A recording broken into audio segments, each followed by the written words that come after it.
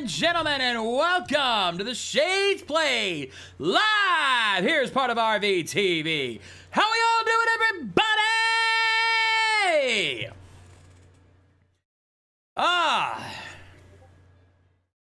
It is good to be back here once again, ready to finish this game up, shall we say? Not the full trilogy, but at least the first game. We are going to be reaching the end of game 1 here tonight. So I'm looking forward to that. Let's see how many are in here. Okay, I see a couple people in here already. Kira Crystal, Go Kai Master, good to see you guys. I'm sure there's a few others hiding in there. Twitch just doesn't like to keep up with it sometimes. And I know somebody else who's watching, because she's always watching my streams these days. At least as my Monday streams.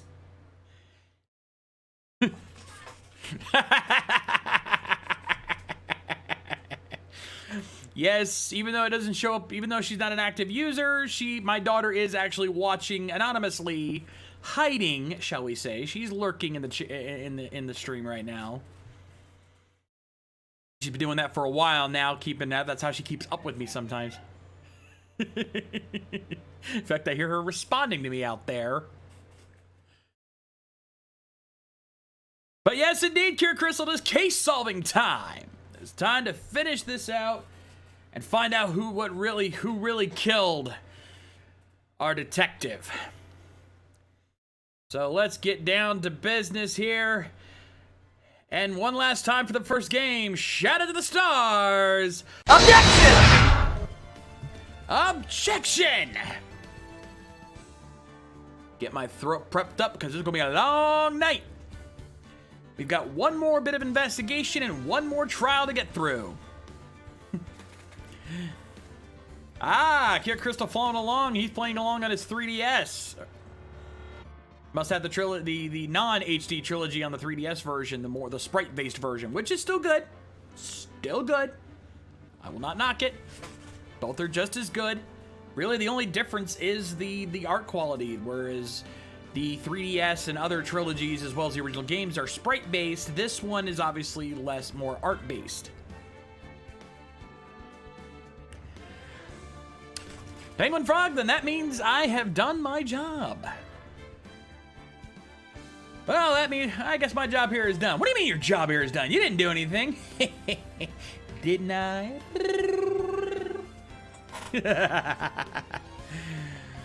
The whole point of a stream, of like this, like of a Let's Play of any kind, is not for you to spoil the game and not want to play it. In fact, quite the opposite. A good Let's Play encourages you to buy the game yourself because you see how awesome it is. So if I'm encouraging someone to buy this game, then I have completed my duty as a Let's Player of any kind. So thank you, Penguin Frog. I'm glad I could encourage that. But nonetheless, it is time for us to get started here. Oh, Kira Crystal, if Dual Destinies ever comes out on Steam and I can get my hands on that, you bet your ass I'm playing that one too. I freaking love the story of Dual Destinies. I haven't played it myself, but I've seen it, and I really want to play it. I want to play Dual Destinies so bad. Athena Sykes, best girl. I don't care what anyone says. Screw my FA. Athena Sykes. We need Athena Sykes Ace Attorney, goddammit. She needs her own damn game. Change my mind. Anyway, let us continue on. Rise from the Ashes. Yeah, too sweet. Rise from the Ashes, Part 3. Let us finish this up, shall we?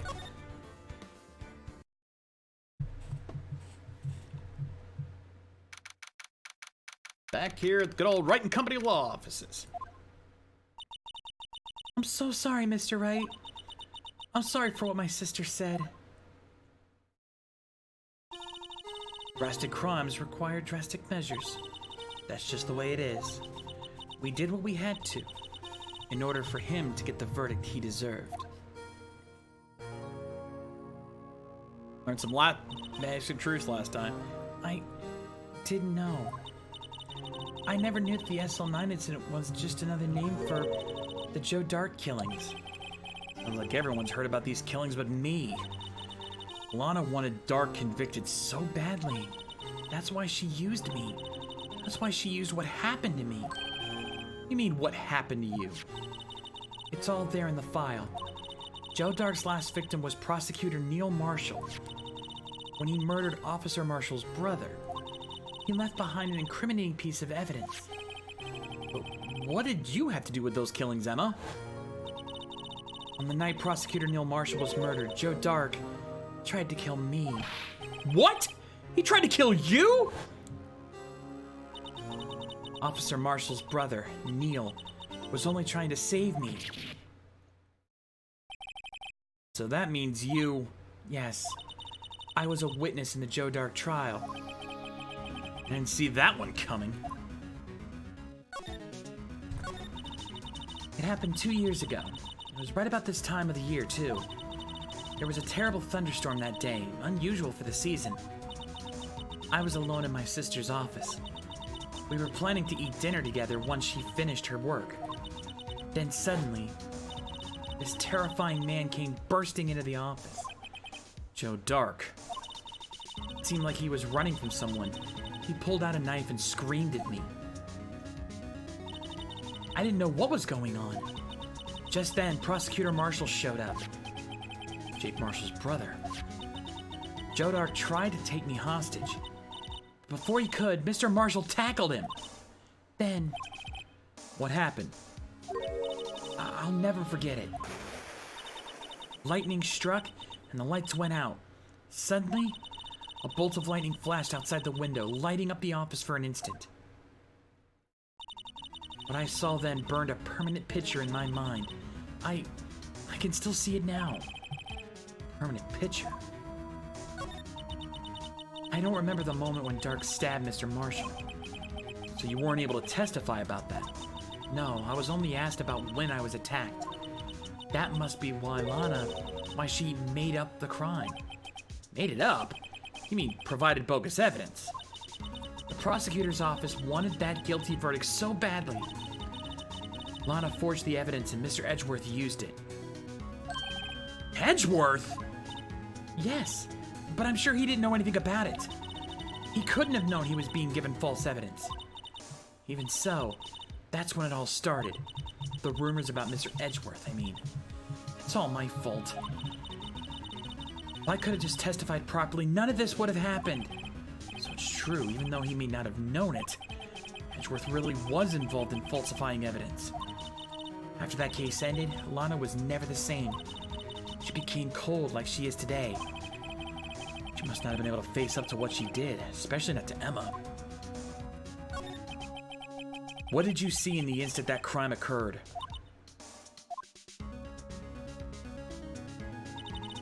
Dark knocked down Mr. Marshall and raised his knife.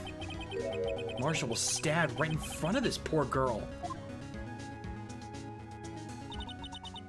I don't remember what happened after that. Apparently I passed out. When I came to, Lana was cradling me in her arms. Poor Emma. You've been through so much.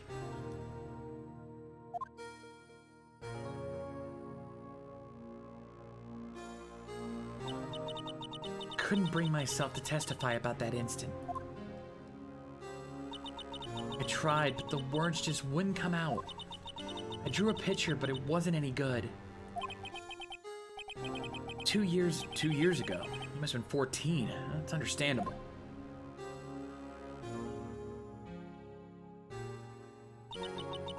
Once it was all over, I made up my mind. I decided that when I grew up, I'd become a scientific investigator. I want to be able to fight crime with my testimonies and find the evidence to make an airtight case. That way, Lana would never have to forge any. I see. I'm finally starting to understand what makes Emma tick. There's still something that bothers me about that crime. There's something that's puzzling me, Emma. What is it? You said you were in Lana's office at that time, right? That's right. Why then would a serial killer come running in there? Not only that, but he was being chased by a prosecutor? Oh, there's no mystery there. Joe Dark had been taken in for questioning that day. Taken in for questioning? You mean by the police? Of course. This happened at the police department. He tried to run away halfway through the interview and fled into my sister's office. Why did he run all the way over to your sister's office? Because the detective's offices and the questioning room are right across from the elevator. Across from the elevator? But Lana was the chief prosecutor, wasn't she? No, silly, didn't I tell you? 2 years ago, Lana was a detective. She was the best in the entire force. What? That's news to me. After the Joe Dart case, she was transferred to the prosecutor's office and made chief prosecutor. Lana used to be a detective. Better have another talk with her. Well, that's a clue where we need to go.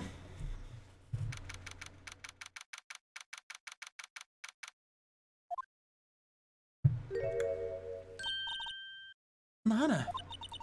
Mr. Wright, it seems I keep causing you trouble. Falsifying evidence? I didn't think you were the type. Criminals don't mind playing foul, why should we? But Lana, if you're wrong, an innocent person might be found guilty. Believe me, I understand the risks. Lana, Emma told me about you. Oh? About how you were a detective 2 years ago. And how the SL9 incident was the reason for your transfer to the prosecutor's office. That's right. Can you fill me in on the details, especially about that unusual change of jobs? I suppose you have a right to know, Mr. Wright. A lot of revelations were uncovered at the trial today, not the least of which was the fact that this case is largely connected to another one 2 years ago. Evidence from that case was stolen as well, though I expected as much. I know how obsessive Officer Marshall can be. That trial, it really wasn't fair, was it? I believed in you, Lana.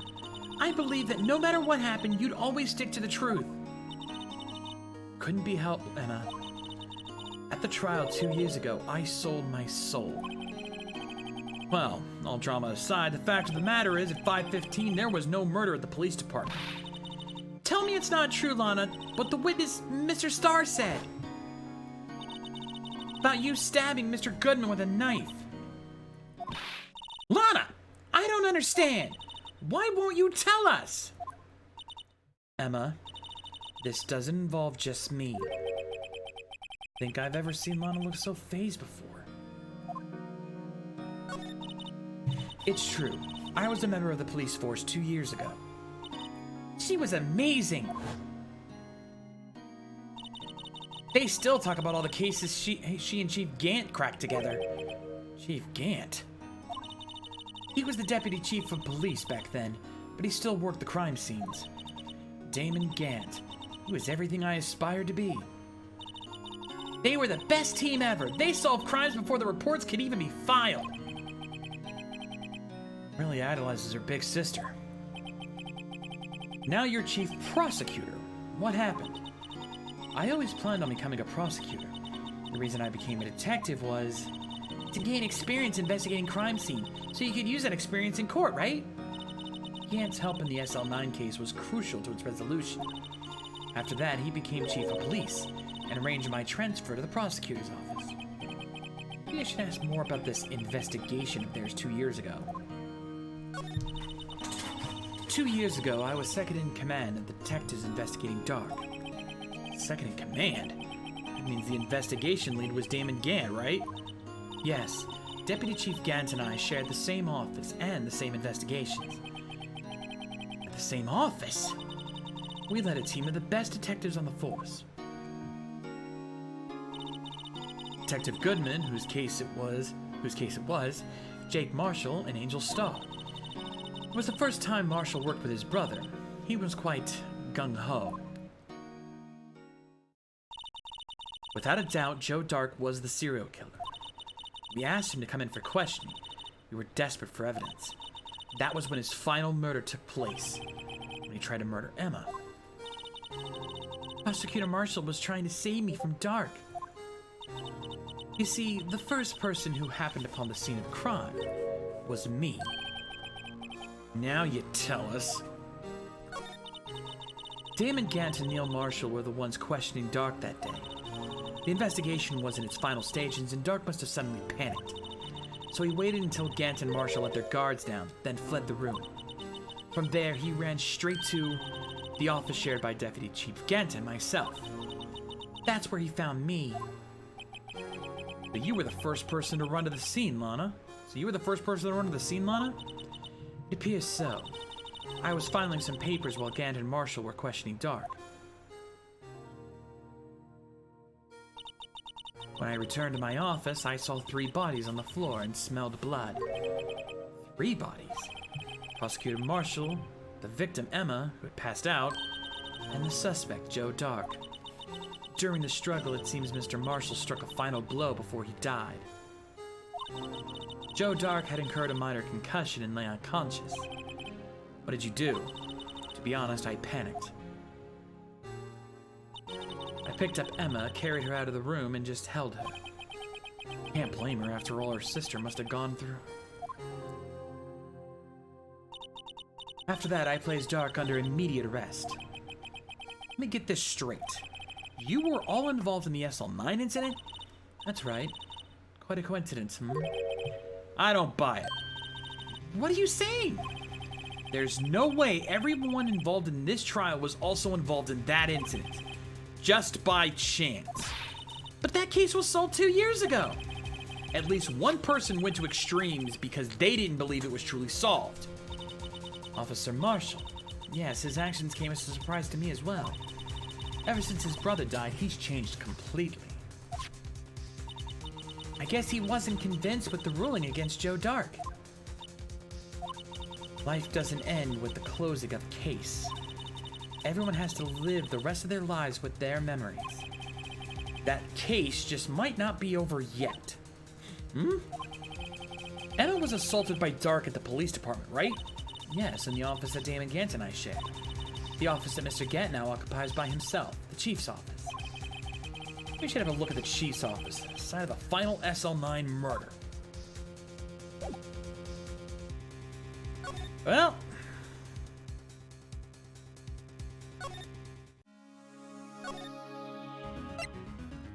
let's head to the police department.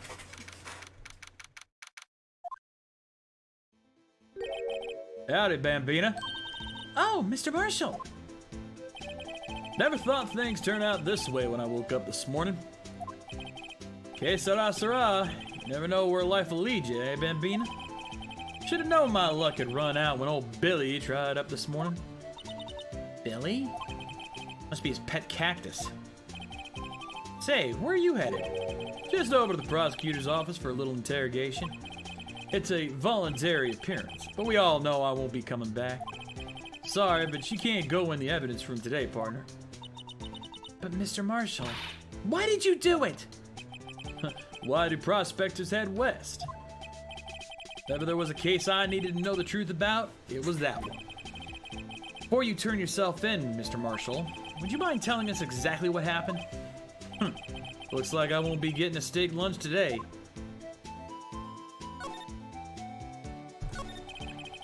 Something was fishy about that trial from the beginning. Wasn't just me either. All the detectives thought so. What do you mean fishy? Some of the facts reported were inconsistent with the evidence we found. For example, the murder weapon. Murder weapon? You mean that switchblade knife with the broken tip? That was Joe Dark's, all right. But in the initial autopsy report, a question was raised. Question? Blade of the knife was not a perfect match with the wound the victim sustained. What does that mean? It means there's a good chance that knife was not the murder weapon.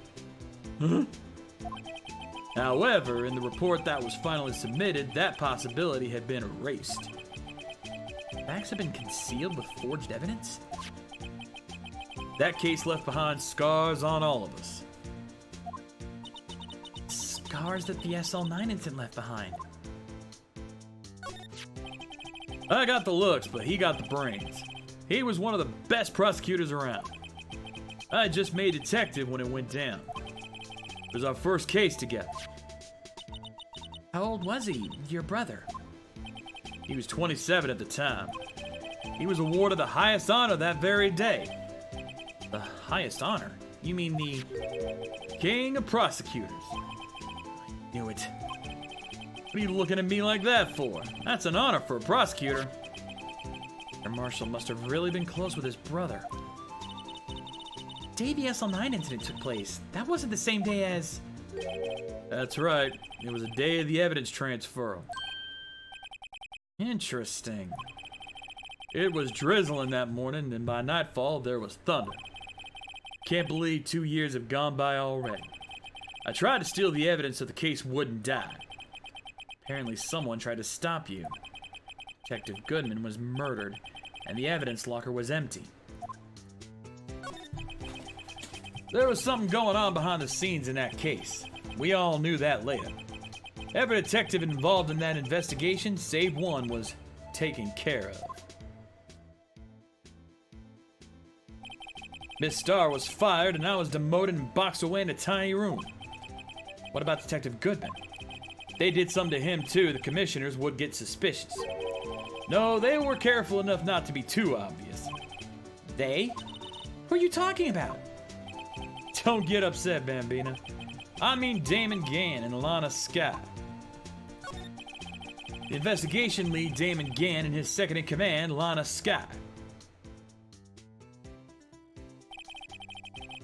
There wasn't a person on the force who hadn't heard of that duo.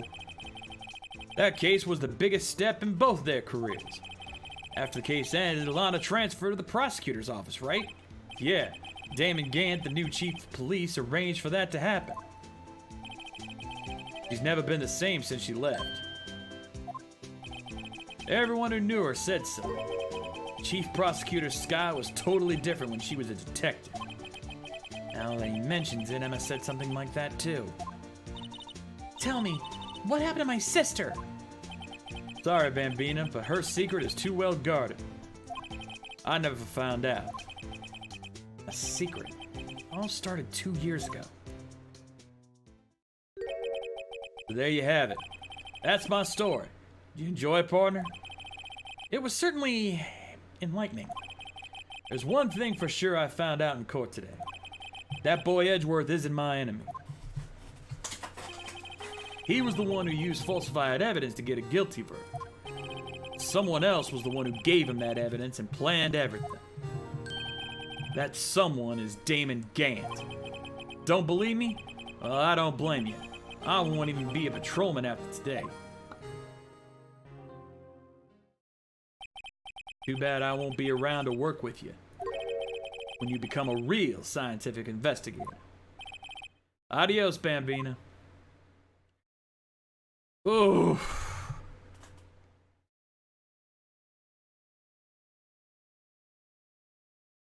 Well.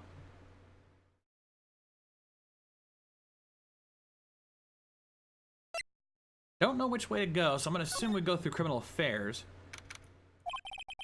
Place is always pretty empty, but today it's deserted. That must mean everyone's busy solving crimes. Oh, if you're looking for the others, they're all in the conference room. Thanks. Wow, he actually talked to us.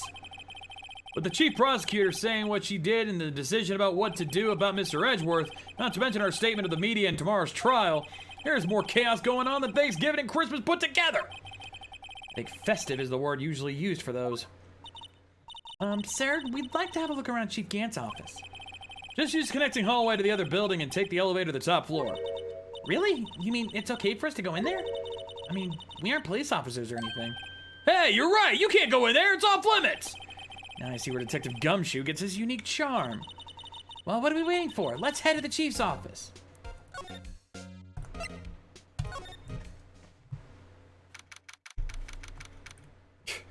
Well, that's fucking ominous. Look at this place. Jesus!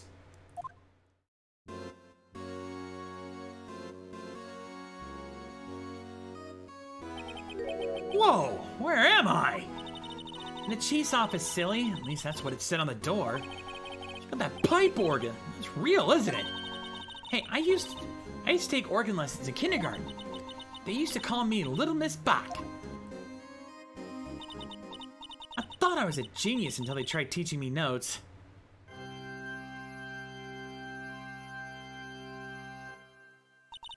I never could remember where C was.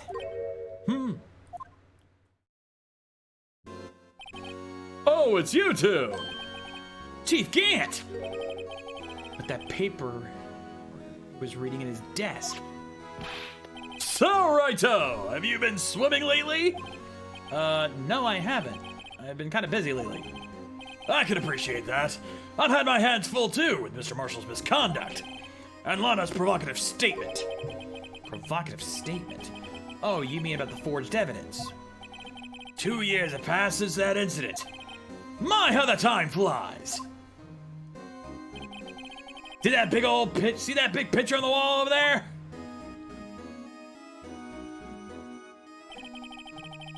That's a picture of Lana, Neil, and me. So this is Mr. Marshall's brother, Prosecutor Neil Marshall. We took it to commemorate our work together. Something's not right with this picture. I didn't quite seem to put my finger on it, though.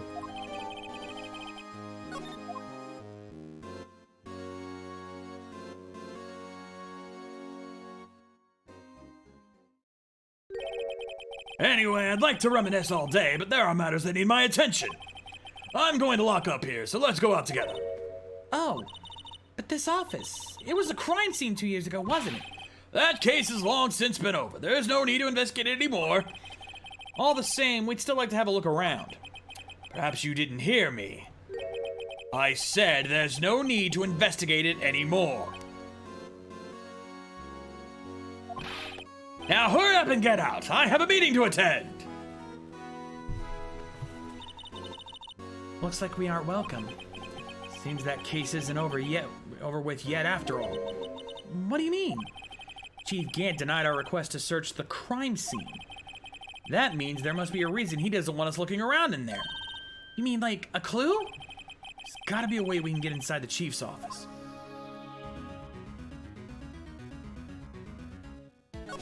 Let's head back into criminal affairs at least. Hey, pal! Detective Gumshoe! Aren't you supposed to be in a meeting? I'm, just taking a breather. My feet hurt. From sitting so long? Actually, from serving everyone coffee. Sounds like Detective Gumshoe's still out of the loop. Say, have either of you seen Mr. Edgeworth?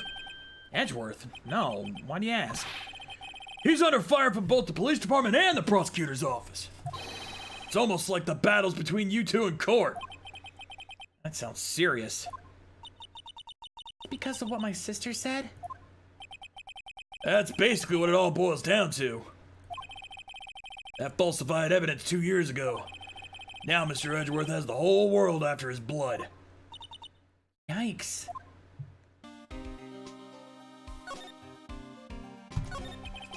But why would Edgeworth be blamed? It's not like he knew the evidence was forged. Lana Skye is the guilty party here, isn't she? Regardless, the prosecutor's responsible for the evidence they present in court. Not only that, but as you know, there have been a lot of rumors going around about Mr. Edgeworth. His amazing talent as a prosecutor has kept him safe from those who don't like him. Now with this, Are there really so many people who hate him? in our world, only those with talent to rise to the top. In our world, only those with talent rise to the top. Mr. Edgeworth not only has that, but he's young. There's no better recipe I know for making enemies. Hey, Dick! Keep up the good work! Yes, sir! Let's go out for lunch again sometime. My treat. Yes, sir! You gotta take me back to that joint sometime, okay, Dick? Yes, sir! Seems you don't have any problems with enemies. Yeah, well, I'm careful not to stick out. Anyway, I'm a bit worried about him. Under all this pressure, I'm afraid Mr. Edgeworth just might crack. Actually, I took a look at the file earlier while the coffee was brewing. Seems genuinely concerned for Edgeworth. Well, did you find out anything? The only evidence Dark left behind was during his final attack. His final attack? You mean... When he killed Prosecutor Marshall, he was trying to protect some girl. Me. Detective Gumshoe never realized Emma was the girl. That's when he left the most incriminating evidence of all. Well, what was it? Oh, let's see. I think it had something to do with the murder weapon. Oh, I forget. Look, it's all written somewhere in here, okay? Powers of recollection never fail to impress. Maybe we should show him the murder weapon. It might jog his memory. We'll show them that in a minute. Joe Dark was 42 at the time of the crime. He was just your run-of-the-mill businessman. Businessman? What made him take to serial killing? One day on his way home from work, he hit someone with his car. His car? So, it was an accident? An accident, yes, but it transformed him into an animal. An animal? He killed a man that witnessed the accident.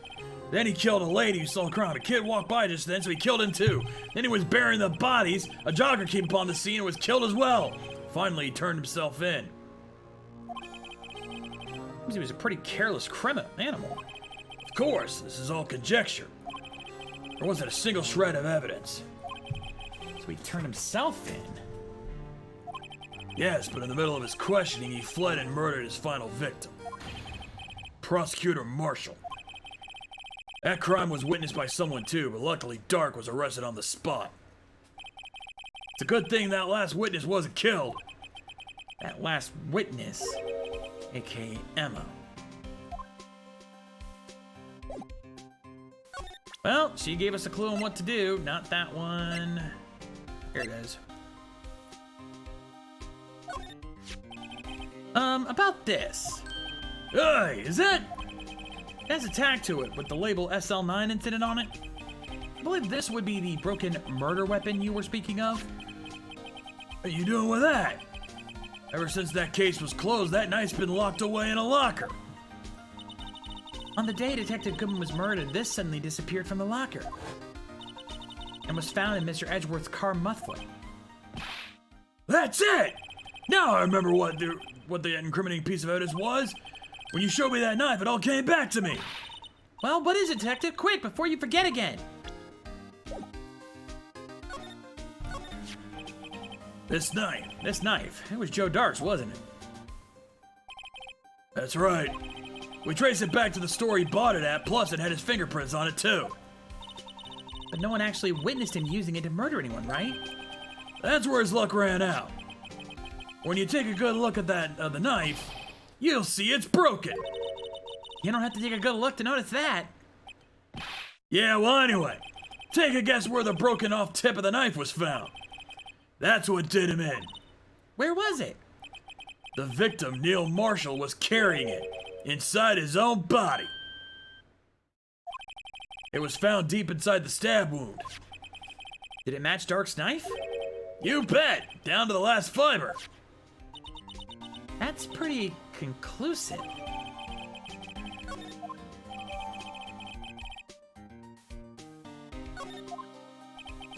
Well, there you have it in the nutshell. That's all I know. Can I ask you one more thing? What is it? If it's money you need, you should ask Chief Gant. It's not money, but it does concern the chief. His office is a crime scene, right? It's where Prosecutor Neil Marshall was murdered. Chief's out now and his office is locked. But we'd like to have a look around if that's okay. Well, any detective's ID card can unlock the door. What? Really? But if I let a civilian in there, I'd be charged with breach of trust. Breach of trust?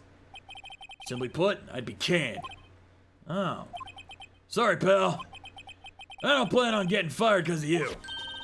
How about this ID card? It was Detective Goodman's. That won't work either. The data was deleted the day he died. Oh. Well, in other words, Gumshoe is our only chance at getting into that office. What if there's something we could show him that would make him change his mind?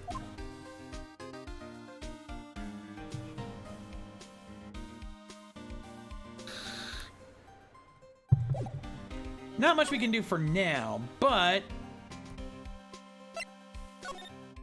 what we can do is head to the prosecutor's office. No one's here today, not even Miss Starr. Everyone's probably busy looking into what exactly went down in the evidence room. Must be where the detectives are. We proved in court today that on the day of the crime, No one was murdered in the evidence room at 5:15 p.m. Yeah, I thought we were finally making some headway in our case. You gotta present the murder weapon, Cure. You have to go into the present option and select the murder weapon to show to Gumshoe. But instead, it looks like we just ended up making Lana look even more guilty. Hang in there, Lana. I've got to find all the answers by tomorrow. Let's go pay Edgy a visit. Wonder if Edgeworth's back yet. There he is. Looks like he's writing something. What are you doing here? He sure was quick to throw that paper on the floor. Tough day in court, huh? I've had to live with the past 2 years with rumors flying around. What's another allegation to me? Cheer up, Mr. Edgeworth. I'm rooting for you. That's Edgeworth for you. Always trying to hide his real feelings. So, what do you want? Unlike some people, I don't have all day.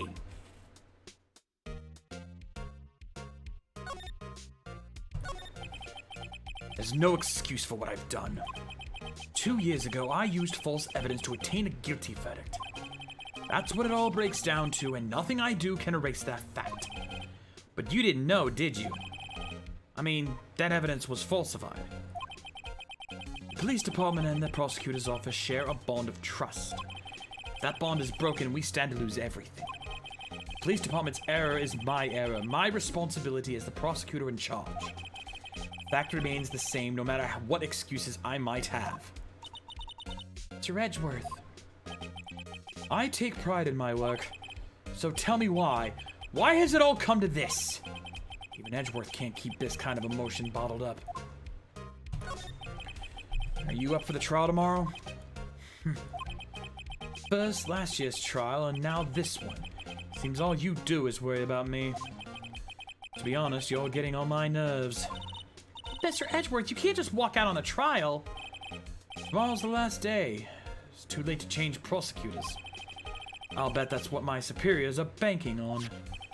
I never thought that case would come back to haunt me like this. What do you mean? The list of evidence, it seems too short. Most lists run twice as long.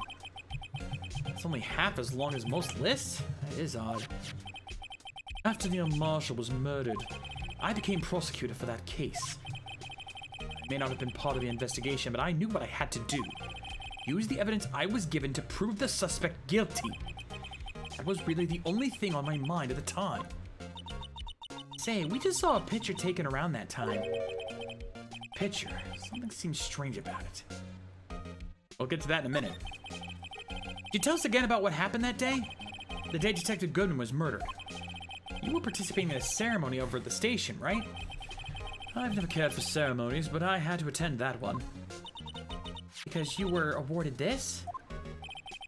Those receiving awards can't exactly skip out on the ceremony. I finished up at the office in the morning and then drove over to the police department.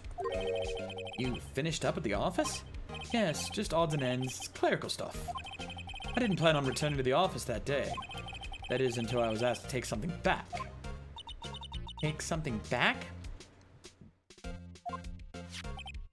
This. Oh yeah, Chief Gann asked you to hold on to that, didn't he? Yes, it was a piece of evidence in a case that was closed half a year ago. He asked me to bring it back to the prosecutor's office. That's the story we heard yesterday. You came back here to the prosecutor's office because the chief asked you to? That's right.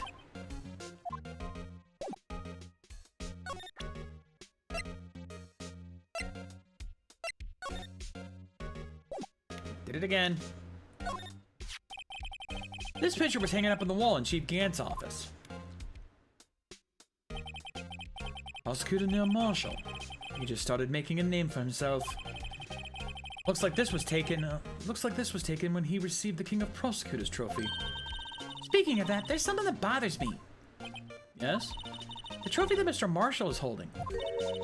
It's a little different than yours. Yes, you're right. Ah, I remember now. Remember what? That was the...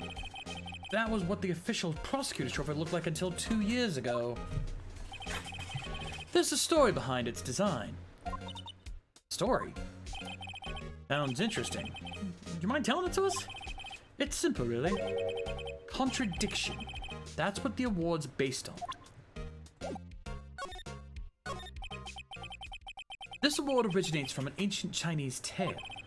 In Chinese, the word contradiction is written with 2 characters. The first means halberd, and the second means shield. Have you heard this story? Me? Oh, sure, everyone knows that. Why don't you tell it, though, for Emma's sake? Very well.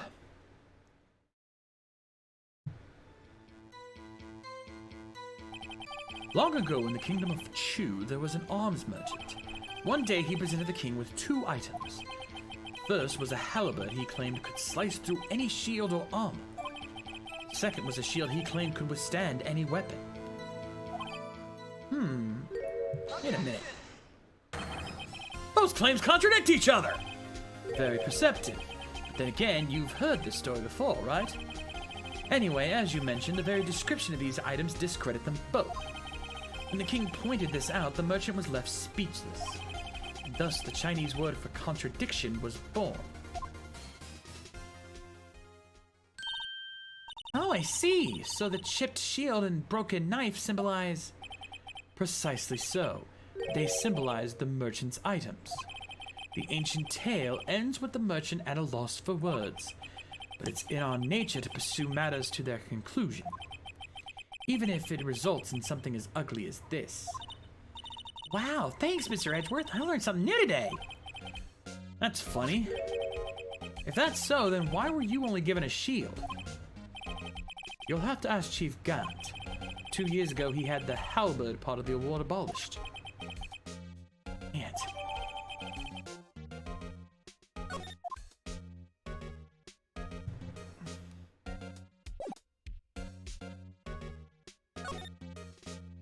Now, I wonder what he was writing before. Come on, Mr. Wright. Let's take a look. Are you crazy? Edward's sitting right there. Just distract him. I'll check it out. Hey, Edgeworth. That's Detective Gumshoe at the window there? Oh no, he's falling to the ground! Hold on, first let me see what this girl's doing crawling around my feet. He didn't even look. What? Letter of... If you're having trouble reading, I'll read it for you. It says, letter of resignation. Resignation? Edgeworth, you don't mean... I'm tired, right? I feel as if something inside me has died. Mr. Edgeworth, none of it is your fault. I know the path I've walked. You don't need to tell me. The path I've walked hasn't been a just one. I can't forgive myself for what I've done, and no one else should forgive me either. Uh-oh, I think he's serious. Mr. Wright, please, you have to do something. Letter of resignation. I wonder if I can use it for anything.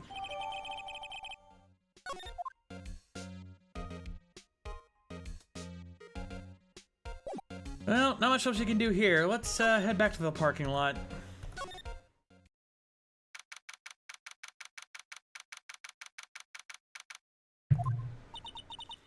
Excuse me.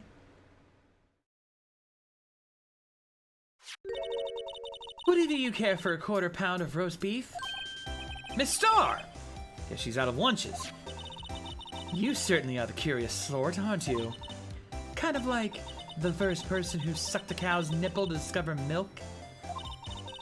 Still, I never thought you'd go digging up that case from 2 years ago.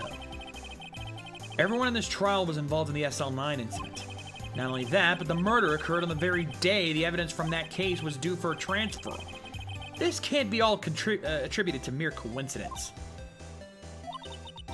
Aren't you forgetting something? You know, that little scene I happened to witness? The instant Lana stabbed Detective Goodman with a knife. No matter how much the past you dig up, it won't change what I saw. Roast beef is meant to be savored when eaten. Star's hatred towards Lana all dates back to 2 years ago.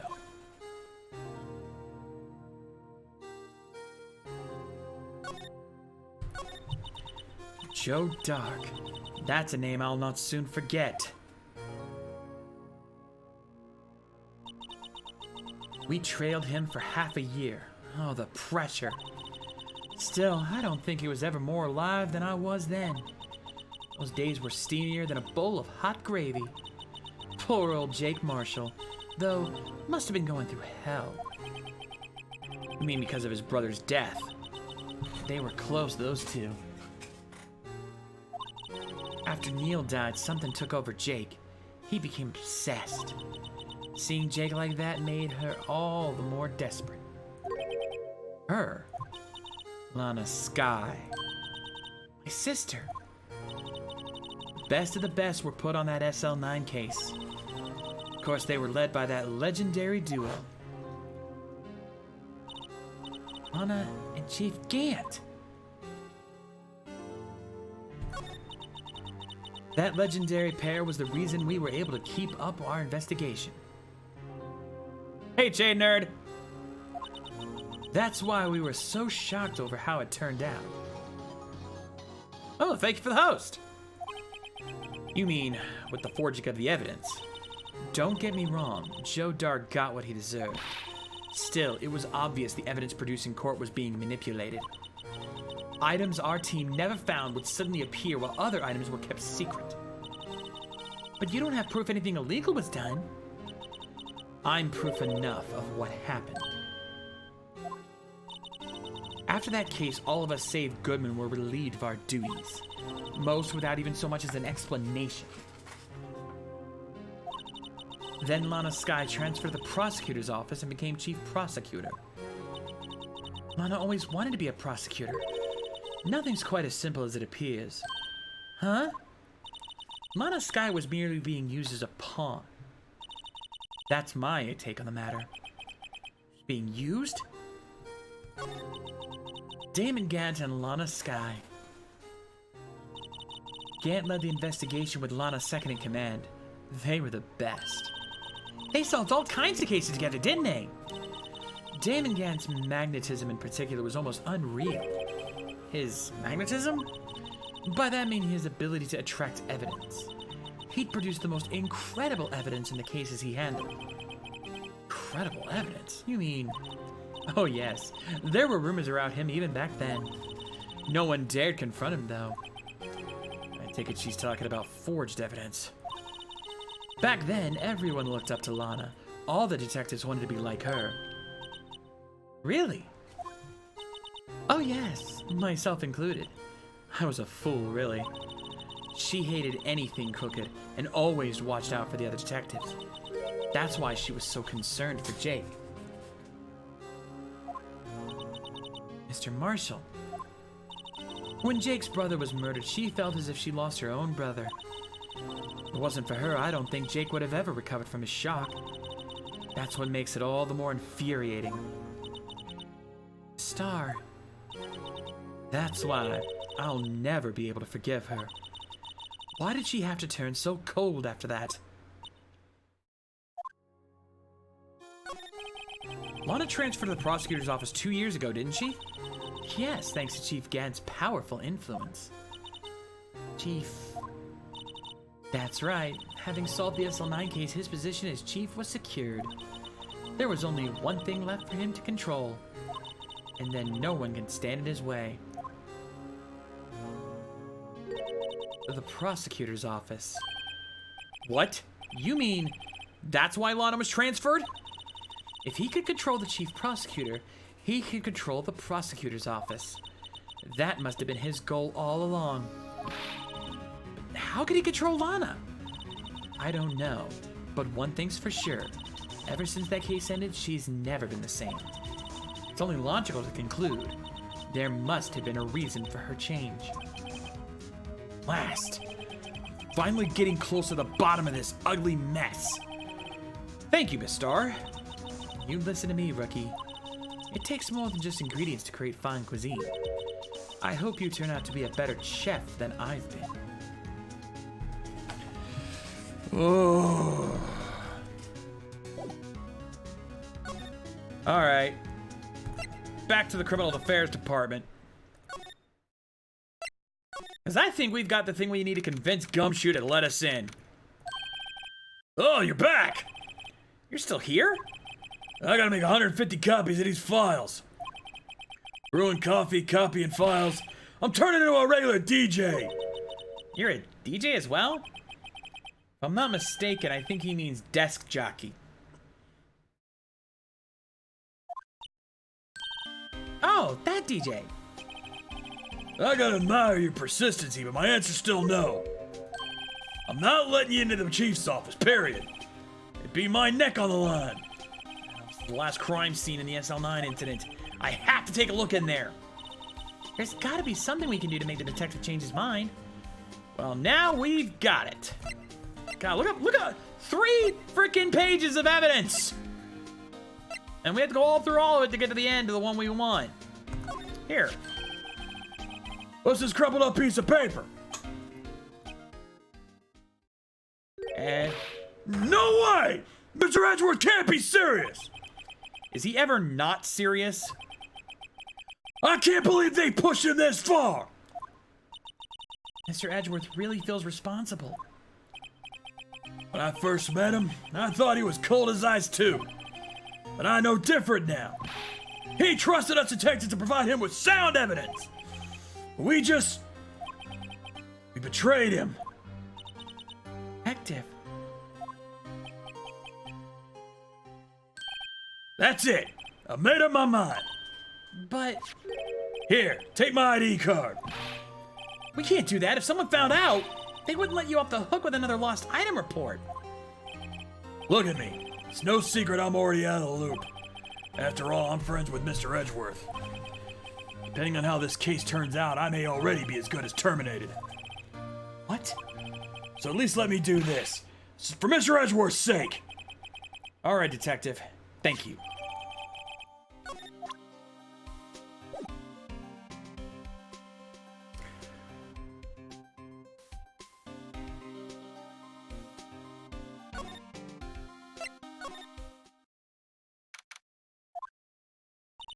Here goes, Mr. Wright.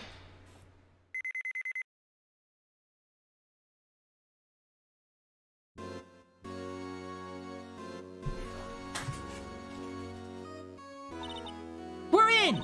If anyone finds us now, Detective Gumshoe's a goner. If that happens, I'm counting on you to bail me out. Yeah!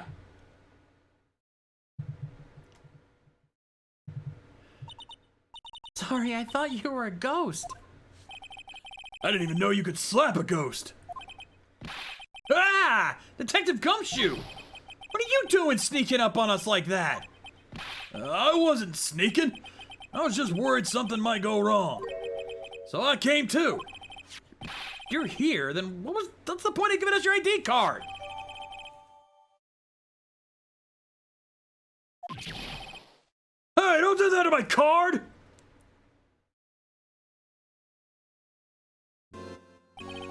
I hardly get a chance to come in here, so I figured I'd have a look around myself. Besides, we're all in this together now. You really do want to get fired, don't you? Not if we're lucky. Now come on, let's see what we can find out. I got a bad feeling about this. Ah, it's bugging my nose. That desk on the other side of the room, was that your sister's? Yes, that's where I was waiting for Lana. On that day 2 years ago. Anyone using it now? No, sir. This is entirely Chief Gant's office now. He practices a strict policy of preserving the crime scene. Strange reason to leave it there. He leaves it as a warning to everyone else. He wants us to always be alert. He told us so himself at our New Year's party. Of course, he was pretty intoxicated at the time. I see. Ever since Lana left, no one ever touches that desk? No one except Chief Gant and the cleaning lady who's in here each morning. Still, 2 years have passed since that incident. There can't possibly need clues remaining. Can I ask you something? Sure. You only came here to look around, right? Because it's one of the SL9 crime scene. I mean, that's your only reason for coming here, isn't it? Why do you ask? You don't think? Nah, you wouldn't be. No. No, there's no way. Never mind. Don't worry about it. Okay. Now then, let's look around a bit more. Hey, hold on! Not so fast, buddy! Huh? What is it? If someone tells you don't worry about it, it's supposed to start bothering you, pal. You don't just let it go at that. Sorry. This guy's starting to get on my nerves. Okay, so what's bothering you? You two don't think Chief Gant might be a suspect, do you? What? He's right, Mr. Wright. What do we think of him? Chief Gant. So it's finally come to this. What do I think of him? Perhaps it's best I don't divulge my feelings yet. There you go, ignoring me again.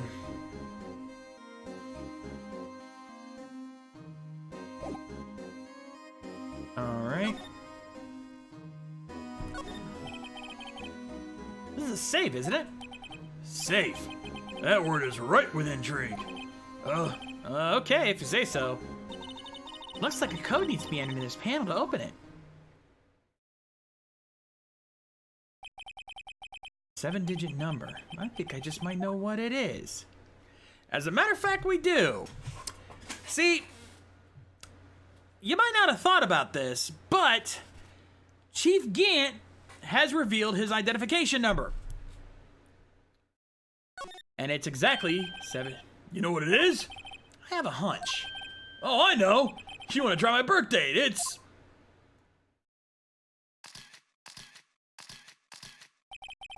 I have a better idea. Here goes nothing.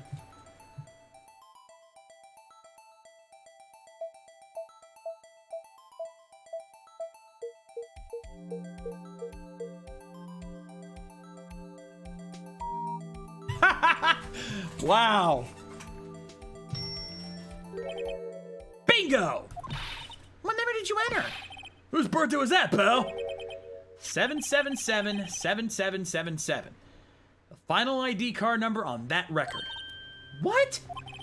The number of the mysterious executive officer who entered the room that day. You mean 7777777? That ID number? I think you're 1-7 shy this time. This could only be one thing. That's Chief Gant's ID number! Say, anyone care to look inside?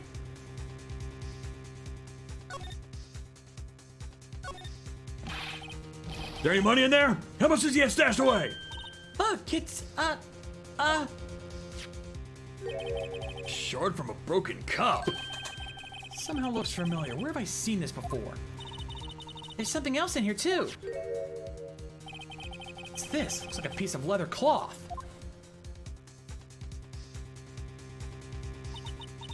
The handprint, isn't it? Hey, I saw someone wearing a shirt like that once. You think the chief made up the design? I don't think so. Oh, well, it was just a thought. Is that it? This is all that's in this was in the safe? Apparently so. It's empty now. Piece of cloth with a handprint on it? And a broken shard from a cup. They look like pieces of evidence. Yeah, but unless you can prove that they have something to do with this case, I'm afraid I can't just let you take them. After all, it's my neck on the line here. Right now I have to prove their relevancy to get them. Are these two items related to the SL9 incident? Come on, there's gotta be something we can show the detective. As a matter of fact, there is.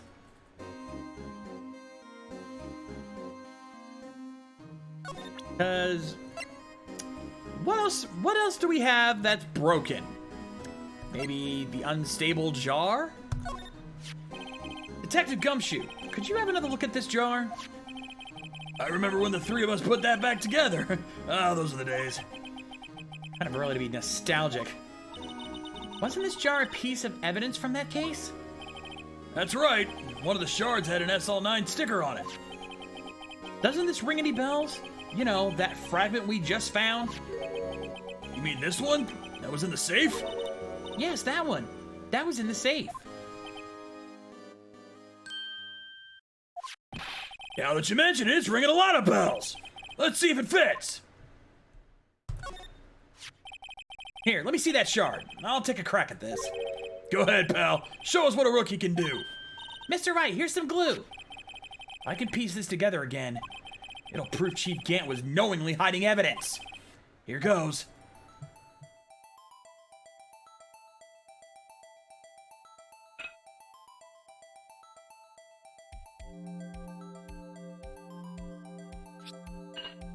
Ta-da! It's there. Fits like a charm. That, of course, means Chief Gant willingly and knowingly had a piece of this jar in his safe. In other words, he concealed a piece of evidence from the SL9 incident. But, Hey guys, get a load of this! what is it? This piece you just attached? It's different from the others.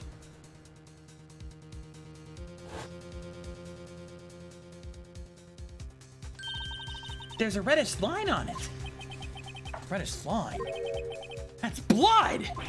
I don't get it. Why would Chief Gant hide this in his safe?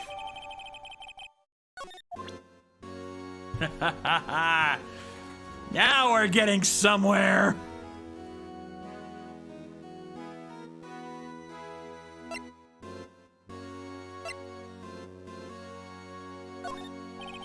Detective Gumshoe, I'd like you to have a look at this. Hey, I know what that is. So you want to take some fingerprints? That's a great idea, Detective. All right, go to town. Sheesh. What are you doing? Why are you sticking out your hand like that? Go ahead, take my fingerprints. God damn it, Gumshoe. It's not your fingerprints we want to take. Huh? Come on, this isn't the time for jokes. We're talking about that cloth we found in the safe. Oh, I knew that. The one with the handprint on it, right? Sheesh, where's your sense of humor? Okay, Mr. Wright, let's check for prints. Sprinkle the powder on the cloth. Then, once they've been absorbed into the prints, blow the rest away. What are you, my mom? I don't have to be told a million times. All right, let's get this over with. Okay. This one looks the most clear, so let's go for this one. And now the rapid clicking begins! Ba, ba, ba, ba, ba, ba, ba, ba. Rapid fire clicking! Click, click, click, click, click, click, click, click, click, click. Like, seriously, I'm tapping it like a mile a minute right now. Jesus Christ. Be nice if we could just... Buff a little bit in the middle, and... blow. Perfect! No, it's not Gantz. Let's see. No. No. No. Crap!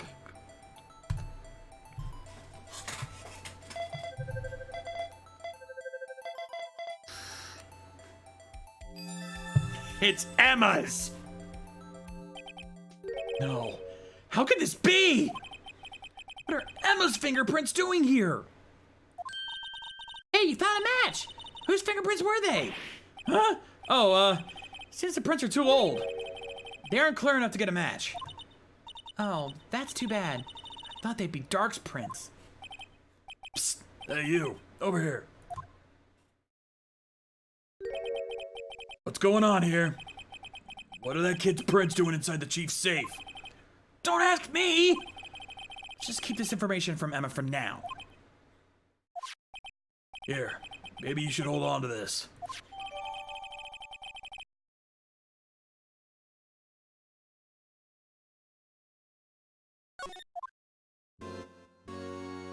Alright. Well, we know the chief hit something in his desk earlier. Wow, look at the size of Chief Gant's desk! Speaking of that, when we were here earlier... Oh, it's you two! He can't! Put that paper he was reading in his desk. Wonder what he was reading. This looks like a list of evidence. A list of evidence? In most cases, the list runs twice as long as this, though. Hey, look at the case name! Huh?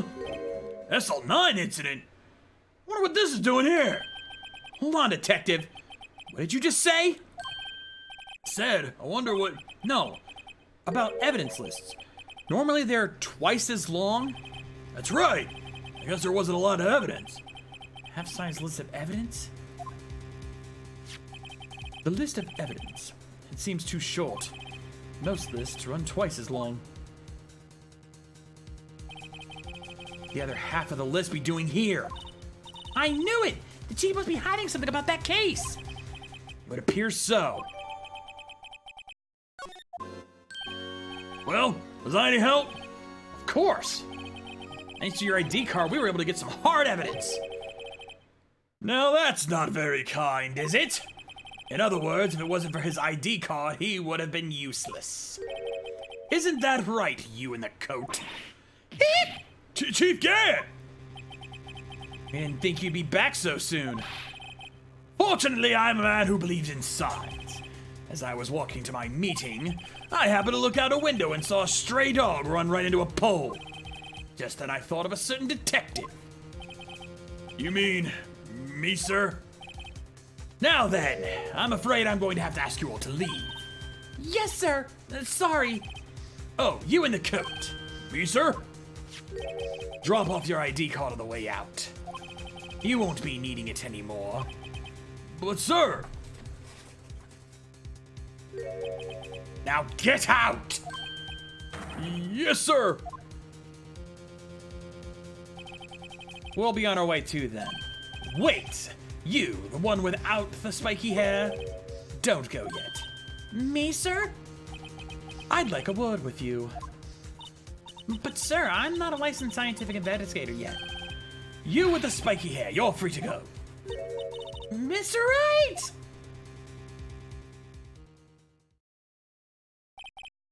Look, pal, if I told you once, I've told you 1,000 times.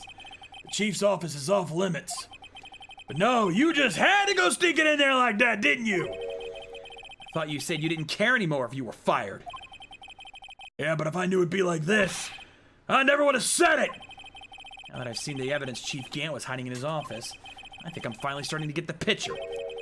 Why has she kept eerily silent about it all this time? Anyway, you listen to me! I'm gonna try to smooth things over with the chief again. Later, pal! After that, I heard from Emma. She said the police wanted to ask her some questions. She'll be busy for the rest of the day.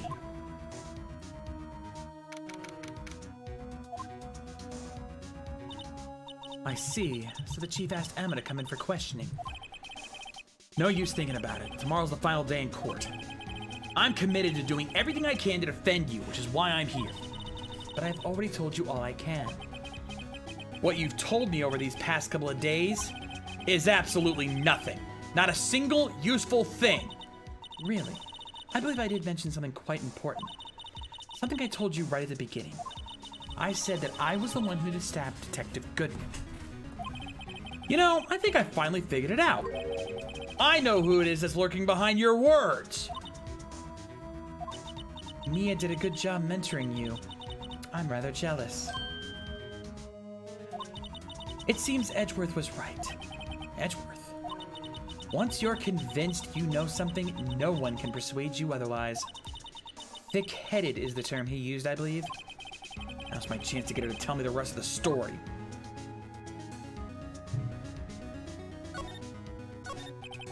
I have to admit, I was more than a little perplexed at first. You insisted you did it, yet there was no incriminating evidence. That's when it hit me. It's not that you're unwilling to tell the truth. It's that you're incapable of doing so because of a certain individual. What an intriguing notion. A certain individual, you say? So you think I'm protecting this person? Protecting? No. I think afraid of is more like it. If I'm not mistaken, the person in question may have persuaded you to silence. For argument's sake, Mr. Wright, who, may I ask, is this person you're speaking of? The one I'm supposedly so frightened of? What is this person's name? That's pretty simple. Well, Miss Skye? Mr. Wright, you are addressing the chief prosecutor. Do not forget your place. Take it she's still not ready to spill the beans. My apologies. Could you please tell me a bit more about what you think you know? We were partners until 2 years ago. I respected him as a detective. Assuming he is respectable, then tell me something. Why would he try to hide his crimes? His crimes? Both you and Edgeworth will be brought before a board of inquiry for what you did. Specifically, hiding and forging evidence. Of course, these are serious offenses. Why is it, though, that Chief Gant's name was never mentioned? Chief Gant? Edgeworth didn't know the truth behind the forgery. The only party who could have possibly tampered with the evidence was me. I had access because I was second in command of that investigation. Yes, you, but also one other. Damon Gant! If you intend to accuse Chief Gant, you'll need more than just words. Show me proof that Chief Gant falsified evidence in that case.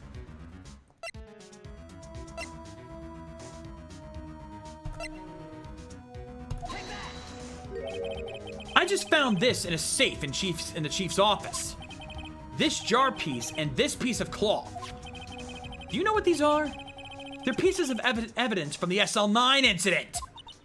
The person concealing evidence was none other than the Chief Gant himself.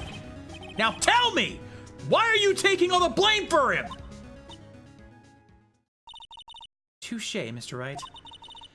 It's as you surmised. I cannot disobey the Chief's orders, even if it means being found guilty for murder. Why not? Come now, Mr. Wright. You can't possibly expect me to be able to tell you that. 3 days ago, I had no choice but to cooperate. Murder of Detective Goodman. Or perhaps I should say, follow orders. Yes, that's more accurate than cooperate. Although I can't tell you the details, I can say that I was given an order that day. I need you to dispose of Bruce Goodman's body. You'll find it inside the trunk of Miles Edgeworth's car. Just as I suspected.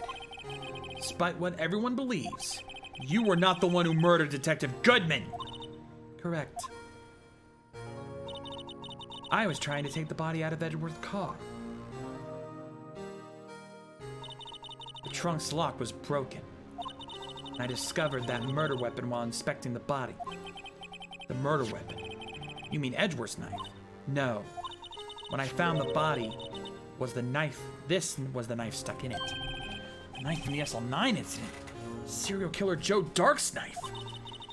I couldn't just leave that knife in him, so I took it out and stabbed him with another knife.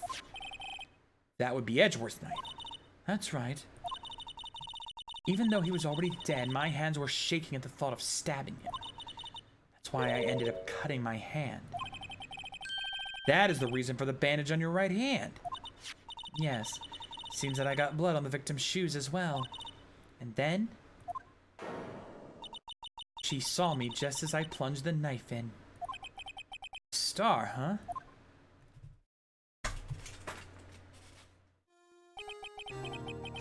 Why did you need to hide Dark's knife so badly?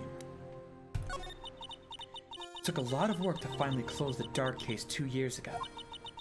It was over with. I didn't ever want to be opened again. My intent was to prevent that by whatever means possible. So you hid Dark's knife. The weapon used to stab the detective was evidence in the Joe Dark case.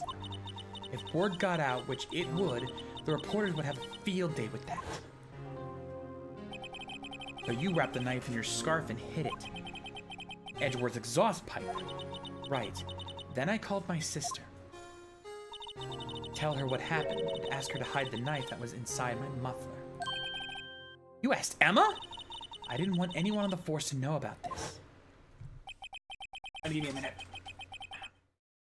That would explain why Emma is so confident.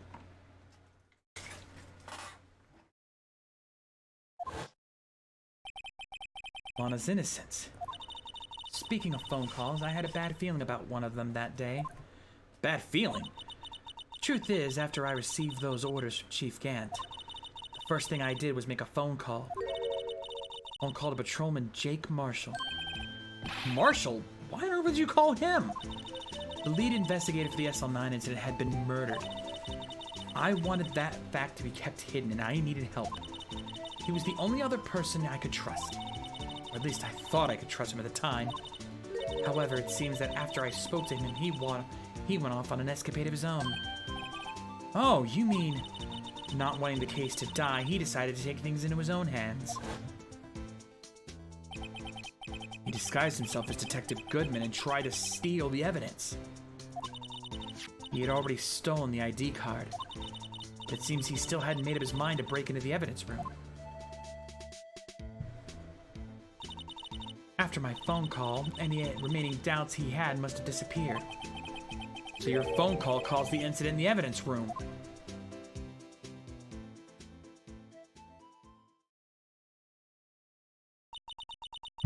I'm afraid that's all I can tell you. But Lana, you've earned my respect, Mr. Wright, both as a defense attorney and an investigator. Now please, don't pursue this any further in court tomorrow. Tomorrow's trial. There's only one way to drive off Lana's demons. I've got to get to the bottom of everything! Detective Goodman's real murderer.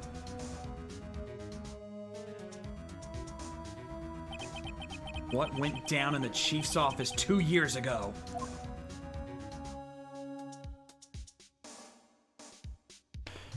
Now we know who it is. Now we just have to prove it in court. Are we ready to finish this, folks?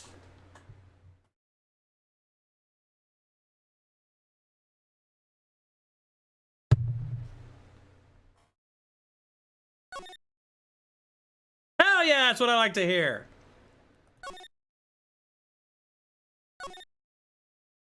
Then... Indeed, Betaflex! Wouldn't be the first time we took down one of the toughest prosecutors in the land. Now we're taking on the chief of police! This is about to get interesting. So let's do it.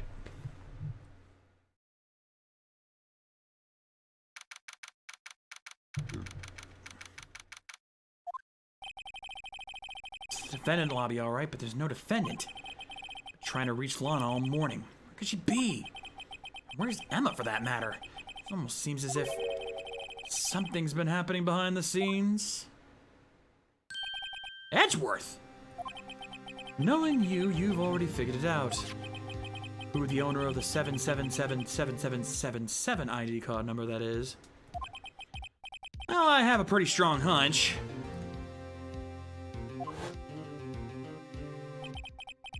Looks like I'm not the only one who's figured it out. You know, the only reason this trial didn't reach a verdict yesterday is because there was still room for doubt regarding this ID record. If that number does belong to whom you suspect, then no doubt will remain. After all, he hasn't been officially charged with anything. True, not yet. In any event, once all doubt has been removed from that list, I can call for a ruling. 5 minutes, Wright, and Chief Prosecutor Skye will be found guilty. But she didn't do it! I figured you'd say as much. That's why I came here, to hear what you have to say. First time he's ever done something like this. Lana's hiding something, and the only way we'll ever know the truth is to draw it out of her. Truth. Everything goes back to the SL9 incident. Don't be stupid. Today's the last day of the trial.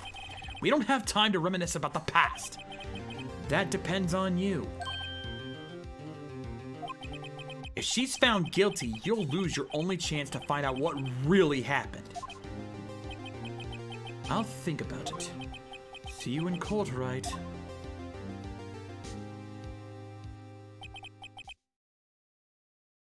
This is it. If I'm ever going to find out what Chief Gant has on her, it's now. Then let's do it! Don't worry, game fan, Akira. You guys are just in time. We're about ready to finish the final court trial. Missed the evidence gathering and some big revelations, but we now know who the killer is. Chief of Police Damon Gant. And now, it's our chance to prove it. Let's go!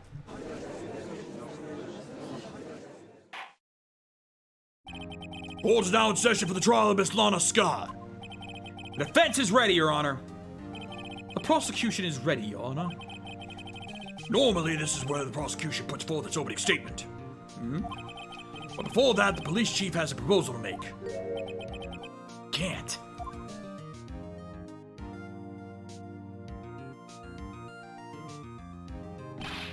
Morning, folks! How's everyone doing? Hey, Udgy! Been back to the pool yet?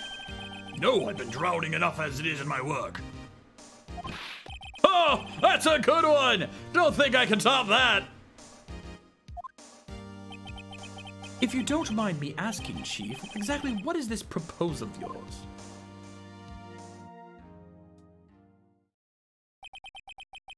Lana, that is to say the defendant, has asked me if she could speak directly to the court.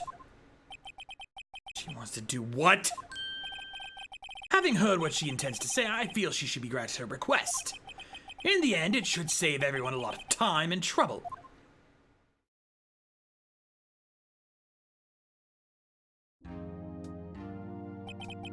What's this all about, defendant? I'd just like to make one simple request and I'll be finished. Well then, what's your request? Your Honor, I'd like you to put an immediate end to this trial. Huh? I confess to all charges against me. On February 21st of this year, I murdered Detective Bruce Goodman in the underground parking lot of the prosecutor's office. No. Lana!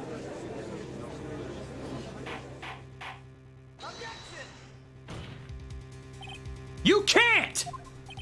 Your Honor, the defendant's claim does not change the defense's plea.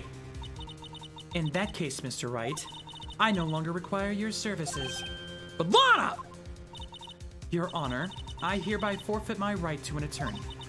The prosecution may lack direct evidence against me, but it has sufficiently proven its case through testimony and circumstantial evidence. I would like you to render your verdict now, if you please. Well, the defendant certainly has the right to self-representation. Her request is legally valid, although this is an unprecedented situation. Indeed, it appears there's no further need to continue this trial, even if Mr. Wright may feel otherwise. This can't be happening! It appears the time for the verdict has arrived. This court finds the defendant...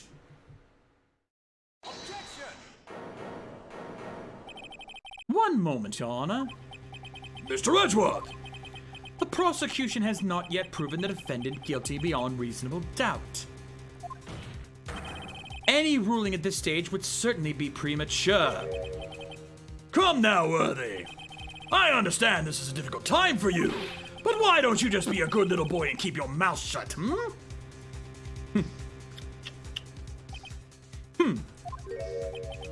I don't think I care for your tone, Chief Gant. What? Creating another fabrication to cover up your past mistakes. Sorry, but I'm no longer the naive little boy you would have me be. With this sudden confession from the defendant, it's obvious to me some kind of deal was struck behind the scenes. Some kind of deal, Not everyone operates as you do, Worthy. I thought so. Your Honor, the prosecution would like to change its first witness. Oh? To who? As its first witness, the prosecution would like to call Miss Emma Scott. I request the court hears her testimony. Hold it! Mr. Edgeworth, I am exercising my right to self-representation. I don't think we need to continue. I don't care what you think, Miss Sky. The exposure of truth sometimes results in tragedy. However, no matter how tragic the truth may be, it would be an even greater tragedy to avert one's eyes from it. Very well. The court shall grant the prosecution's request.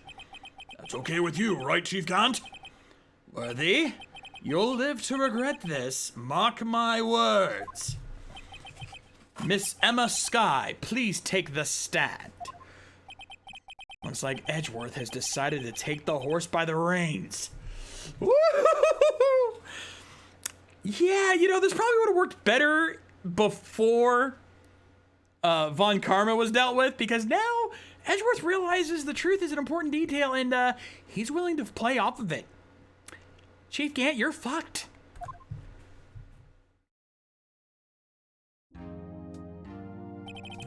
Now then, witness, please state your name and occupation.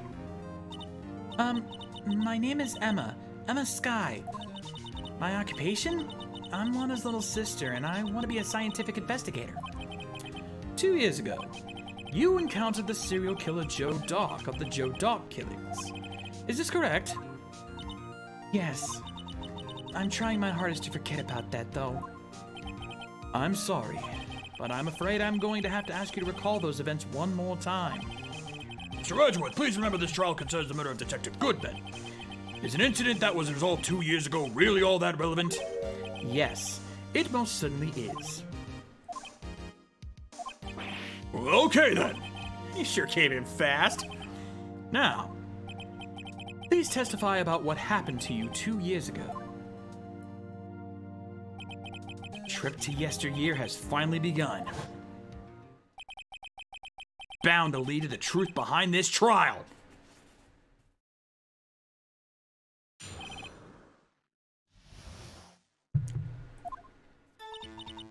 I was waiting in my sister's office that day. A man came running in and took me hostage. Neil Marshall rescued me, but I'll never forget what I saw in that instant. The man raised up his knife and stabbed Mr. Marshall in the chest. Good thing you weren't harmed. I passed out. I don't remember much. That's understandable. However, please tell me, Mr. Edgeworth, what does this testimony have to do with Detective Goodman's murder? That will soon become apparent, Your Honor. You've got to admire him for his courage, considering he has no evidence. Very well. The defense may begin its cross-examination. Nope. Let's get going.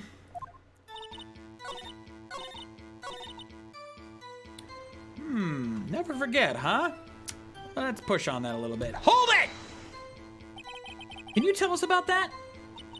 Mr. Marshall jumped on Dark. Just then, the lights went out. Lights? It was just about this time of year.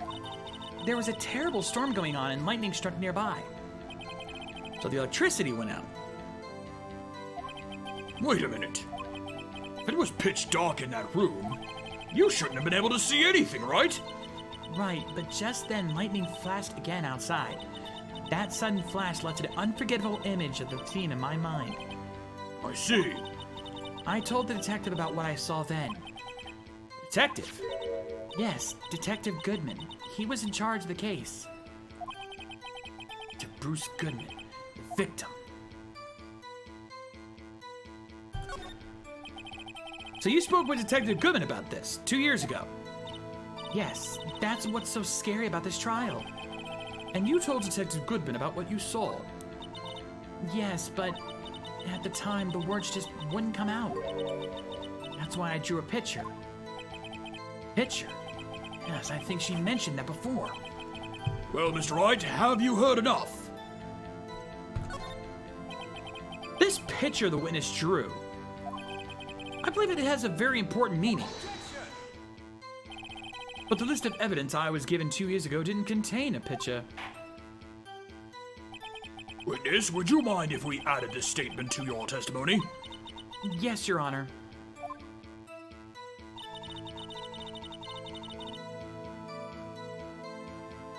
Let's check the court record for a second. We can get that updated, that second half of the evidence list.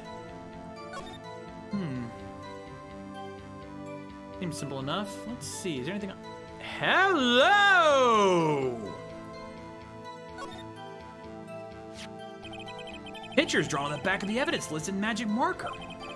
Got a very bad feeling about this.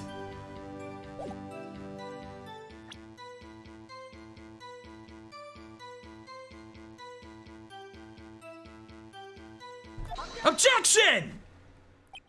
Mr. Edgeworth, this little girl put all her heart into drawing that picture. And yet you would insist on denying its existence? Huh? Hey, I'm not the bad guy. All I'm saying is as of the prosecution for that case, I wasn't handed such a picture. That may well be. But that doesn't mean it doesn't exist. Behold! This is the evidence list for the SL9 incident. Please turn it over, Your Honor. Turn it over? Turn it... Ah! What's this? Yes, what is that? Hey, that's it! That's the picture I drew! Indeed. Two men appear to be wrestling here. What's the meaning of this? What are you doing with that list? Me? Only the prosecutor in charge should have access to that list. Huh? These lists, they're different from each other. What? It would appear, Mr. Edgeworth, that the evidence list you were handed 2 years ago was incomplete. These two lists fit together to form one. You can see the marks here where they were torn apart from each other. So you see, Mr. Edgeworth, it's quite obvious what happened. 2 years ago, only half of the evidence in that case ever reached you. What? What? Order! Order! But Miss Sky, why did you draw your picture on the back of such an important list? Because that's what Detective Goodman handed me in the questioning room, Your Honor. Wait a minute. This list was torn in half, then that means... Your Honor! Are you all right, Mr. Wright? Your eyes are bulging from your head. If the evidence list was torn in half, then there might be more of the drawing on the back of Mr. Edgeworth's list. Yes, that's quite conceivable, Mr. Edgeworth. It's possible. Let's see.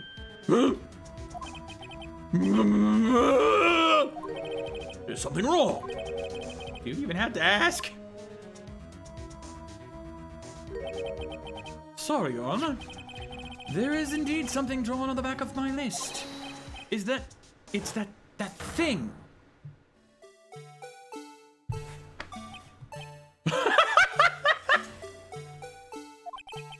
That's that thing!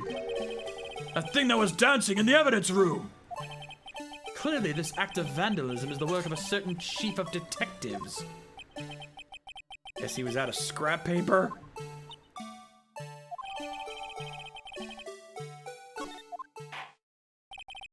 Very well, witness. Will you please testify about this picture you drew 2 years ago? Huh? Oh, yes, sir, Your Honor. What's wrong with Emma? She seemed to be thinking about something when she was looking at the picture.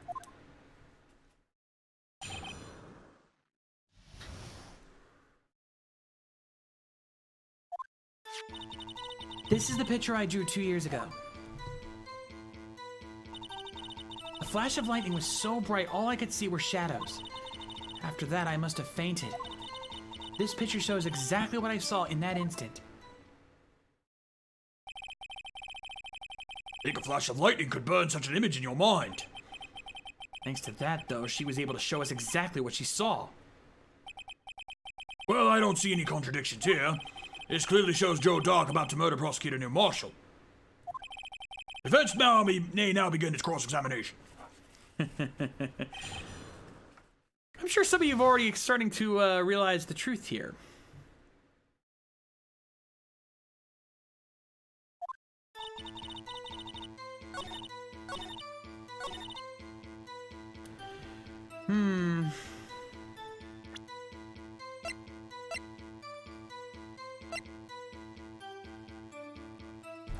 Objection!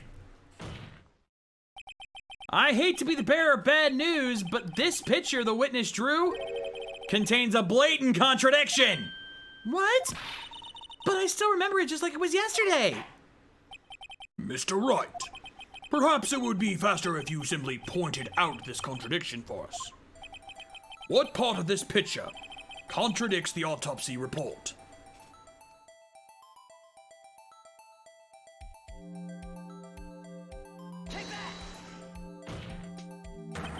The contradiction, of course, lies here. Take a look at the knife the man is holding. If you look closely, you can see its tip is broken. Even I don't have to look closely to see that, Mr. Wright. But Mr. Wright, look at the evidence. See the murder weapon? Its tip is broken too. If I recall, the tip of the knife was found broken off in the victim's body. It was the conclusive piece of evidence that proved Joe Dark was the murderer. I'm afraid it's not so simple, Emma. And where, pray tell, could you possibly see a problem? It's obvious, really. The victim suffered a single stab wound to the back. If the victim was only stabbed once, then the murder weapon should not yet be broken. Ah! What's the meaning of this? Perhaps the knife was broken beforehand. Sorry, but I'm afraid that's not possible. The tip of the knife was found inside the victim's body. If it was broken beforehand, it couldn't possibly wind up there. That's right. But what does this mean? The tip of the knife was undeniably discovered within the victim's body. The only possible explanation is the witness's memory is mistaken. That's why I asked her so many times that she was sure she remembered correctly. I believe you were annoyed at the time, but she was sure she remembered correctly. But there's no other way to explain this inconsistency. Not so fast, Mr. Edgeworth. There is another explanation. Have you forgotten already about a little something called falsified evidence? You're treading on thin ice, Wright. All I'm saying is that this broken knife tip might be the piece of evidence that was forged. You can't deny the possibility. No.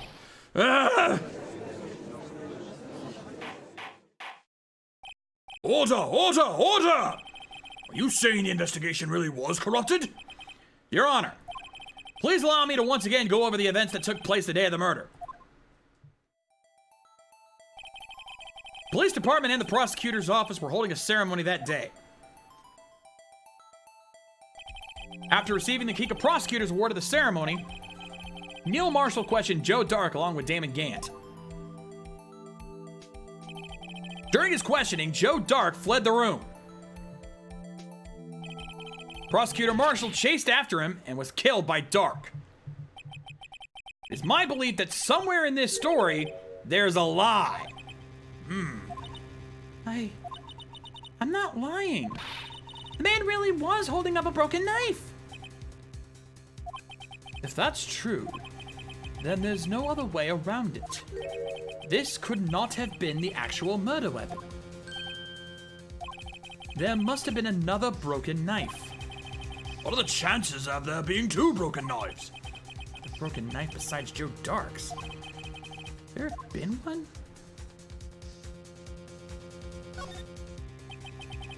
The witness in this is this adamant about the accuracy of what she saw. It can't just be explained away by a simple observational error. Mr. Wright. In that instant, Emma really did see a broken knife. I assume then that you have some information about this other broken knife. If so, please feel free to enlighten us. Her weapon was already broken prior to the murder. There's only one way. Take a look at this. Here's the real murder weapon.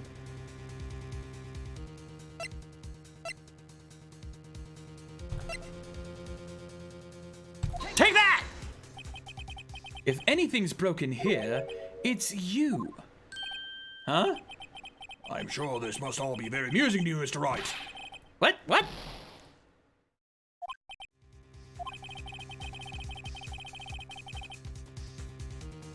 Ah! I clicked the wrong thing. This is what I should be presenting. Take that! The answer lies in the past. 2 years in the past. Right here, inside this picture. This is a picture of the award ceremony.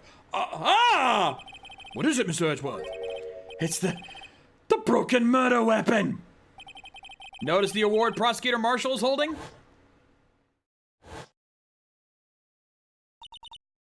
That's a broken knife! As we earlier concluded, the knife in the drawing was not Joe Dark's knife. That being the case, the knife the witness saw was in all likelihood from this award. Order! Order! Order! Neil Marshall was awarded King of Prosecutors that day. As an award, he was given this broken shield and knife. When he chased after Joe Dark, he pulled out this knife. Being a prosecutor, he did not carry a pistol. This broken knife was the only weapon he had in this dangerous situation. But that can't be! Oh, and why not, Mr. Edgeworth? Because if the King of Prosecutors Award knife was the murder weapon, then the murder and the victim would be reversed. What do you mean? I mean, This man raising a knife would have been Prosecutor Neil Marshall. Oh. Oh! But the prosecutor was the one who actually died! That's true. What's going on here? it seems Mr. Wright has been a bit too eager to jump to conclusions. Hold it! Wait, I remember now. I remember everything. Witness? Mr. Edgeworth, What is it? could you show me your evidence list again, please? List? The one with that picture scribbled on the back?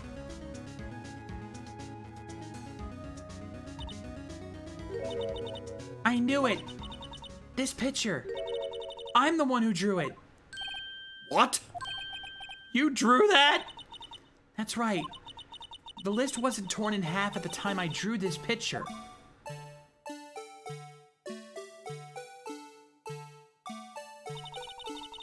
All this time, I've been trying so hard to forget. I must have locked this part away deep inside me. Perhaps it would be best if we added this to the witness's testimony. Would you please tell us what you've recalled, Miss Scott? Yes, Your Honor. First the knife mix-up and now the blue badger? This should be interesting.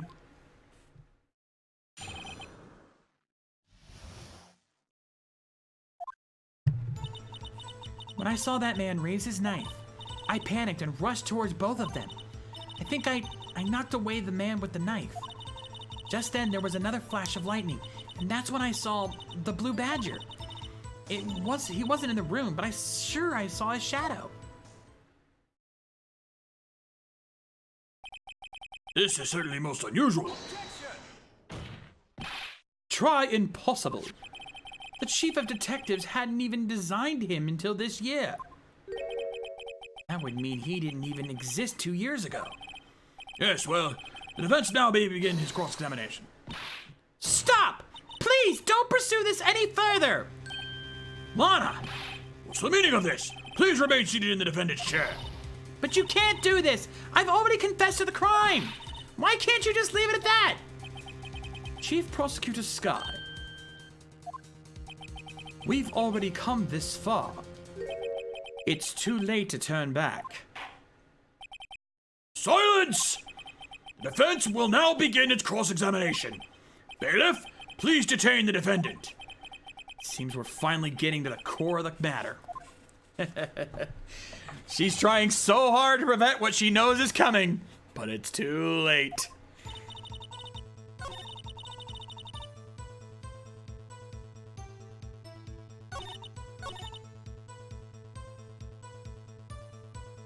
See, this is what I should be presenting the jar in because, well, I'm sure you could already see where it's coming.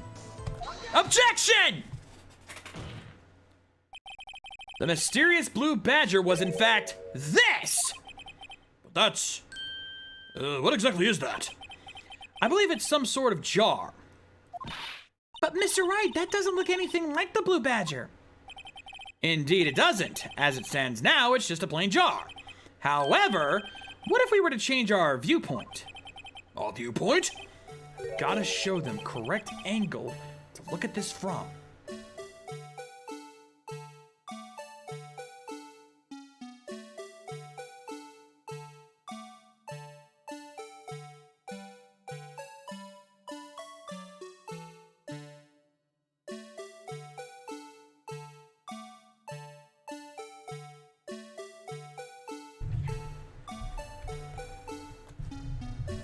careful on my mic here.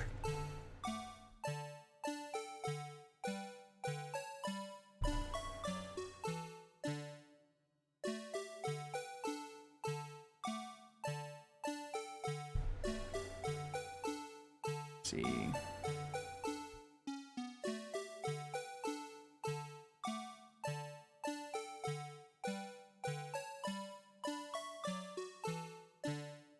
Ah, wait a minute. I'm doing it wrong.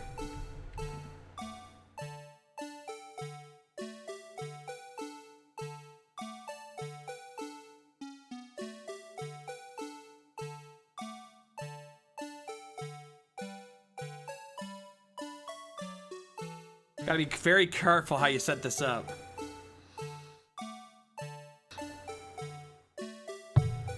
Actually, I am doing this completely wrong.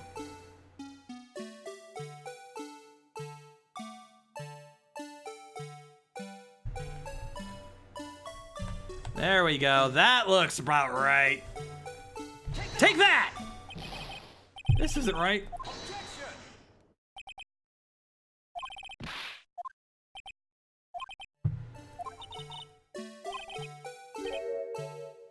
Come on.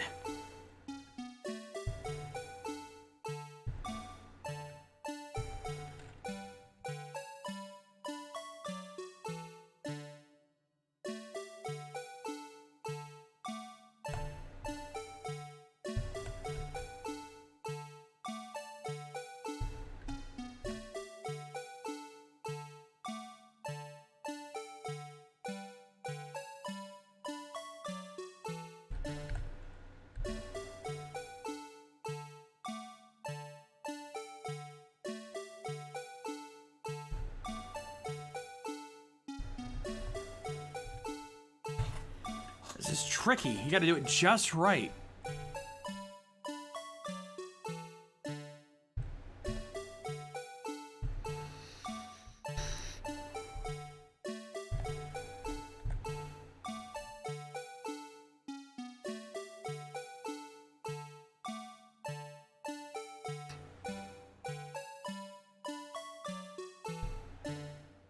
Oh, looks about as close as I can get it.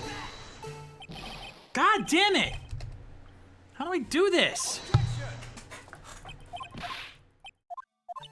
I know I'm doing it right.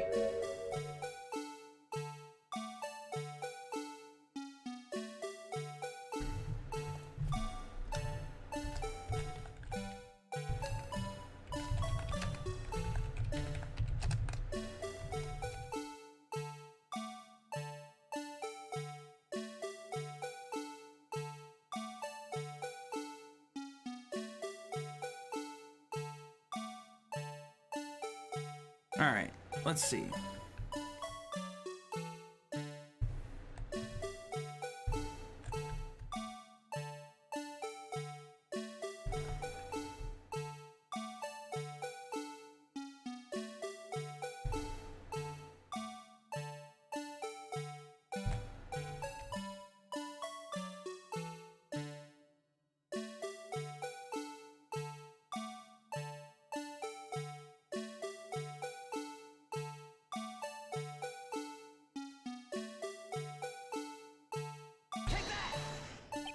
Damn it! What the fuck am I doing wrong?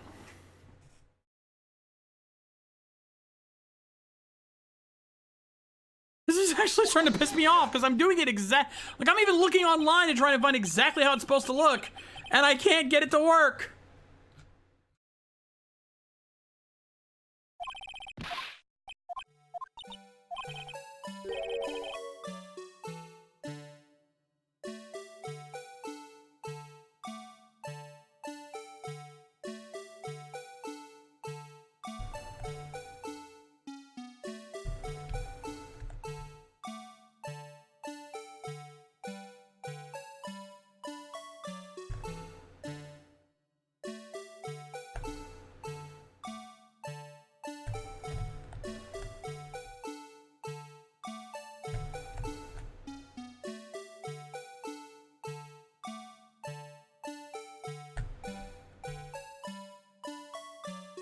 See, the problem is that, like, this looks exactly right.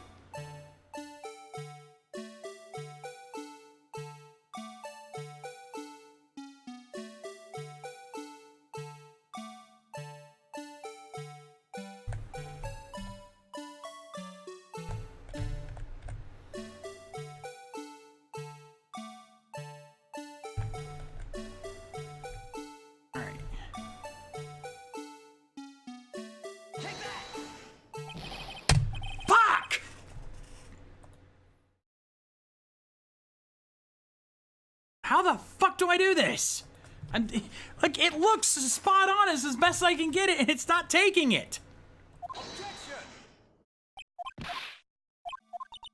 I never thought I'd actually have a problem with this.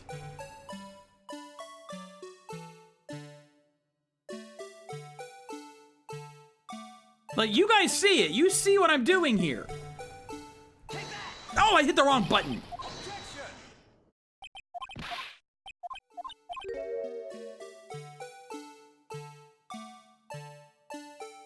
Okay, so tilt this down. Rotate it so that the handles point correctly. And then tilt it down slightly so that the back end looks like the top ball.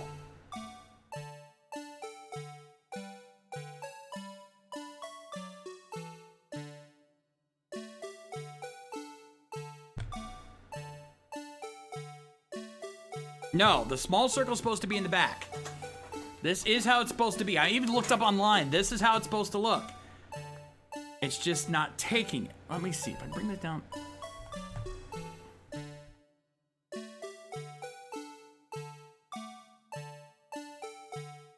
Like, by all accounts, they line up.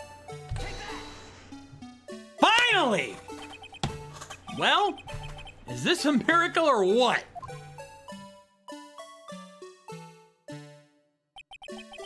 No one can possibly deny this jar's resemblance to the Blue Badger!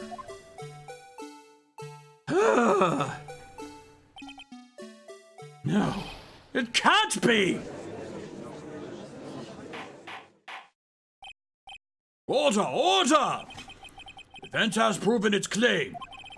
Mysterious Blue Badger witnessed on the day of the crime was actually this. Although we all enjoyed Mr. Manic performance, one question remains. What's your point? What do you mean? So that badger thing was actually just a jar. That doesn't change anything.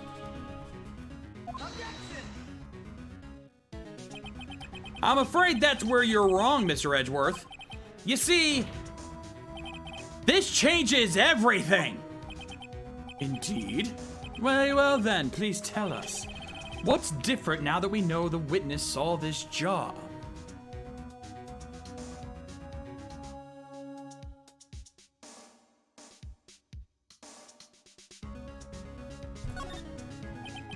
Allow me to take these in turn.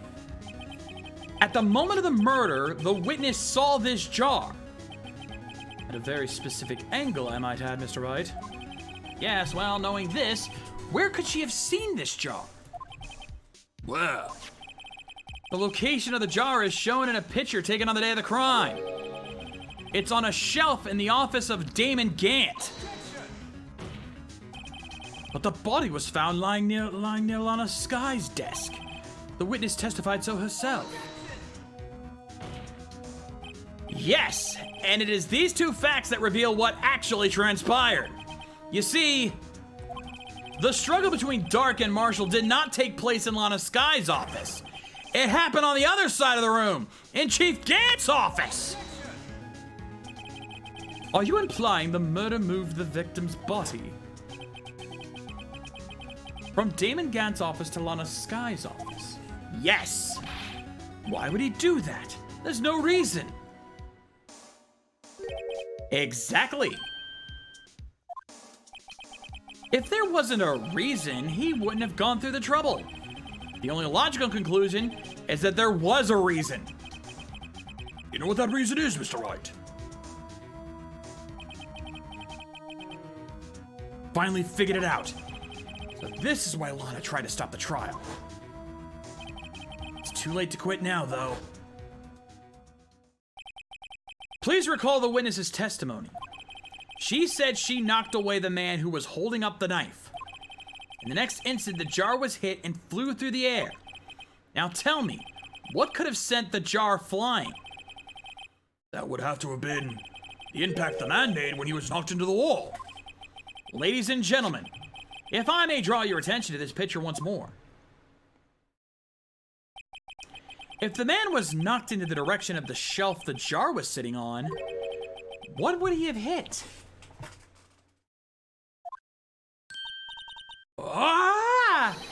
The suit of armor, holding a very sharp and dangerous-looking sword. Yes. And since the man who was knocked into the armor was carrying a broken knife, he would have had to have been Neil Marshall, wielding the King of Prosecutors trophy. No, Mr. Wright, you can't be thinking. Yes. There is another possibility of what actually transpired in that room. Another possibility? Of course, the perpetrator would have no idea, but nevertheless. I don't know if I can go through with this. Mr. Wright, what's the matter? If events took place as the defense theorizes, then the outcome is obvious. In that moment, assuming the man Emma Skye knocked away was actually prosecutor Neil Marshall,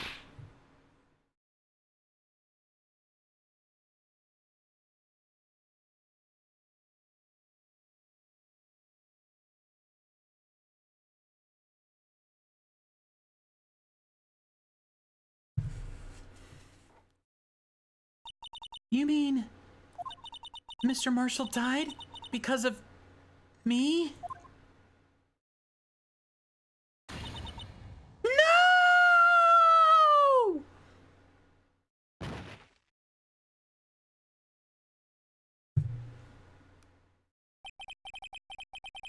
I never imagined her testimony would lead to this. So it was the witness who took the victim's life, and then proved so with her own testimony. This is unprecedented. Jackson! What are you saying? I'm sorry, Miss Skye, but given the circumstances, Joe Dark murdered Prosecutor Marshall. How can you think it was Emma? How dare you try to pin the crime on her? Imagine that coming from you. If you recall, it was you who admitted to forging evidence 2 years ago.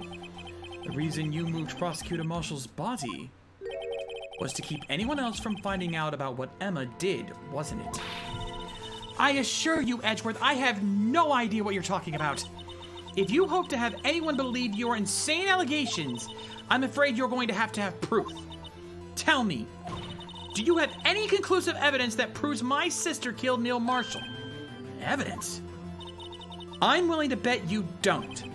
Yes, it certainly would be difficult to prove this with evidence. If we don't have evidence, then we'll have to rely on testimony. I'm afraid that won't work in this case. Both parties involved in the incident are dead. You certainly can't get dead people to testify. This has been all a wild goose chase from the beginning.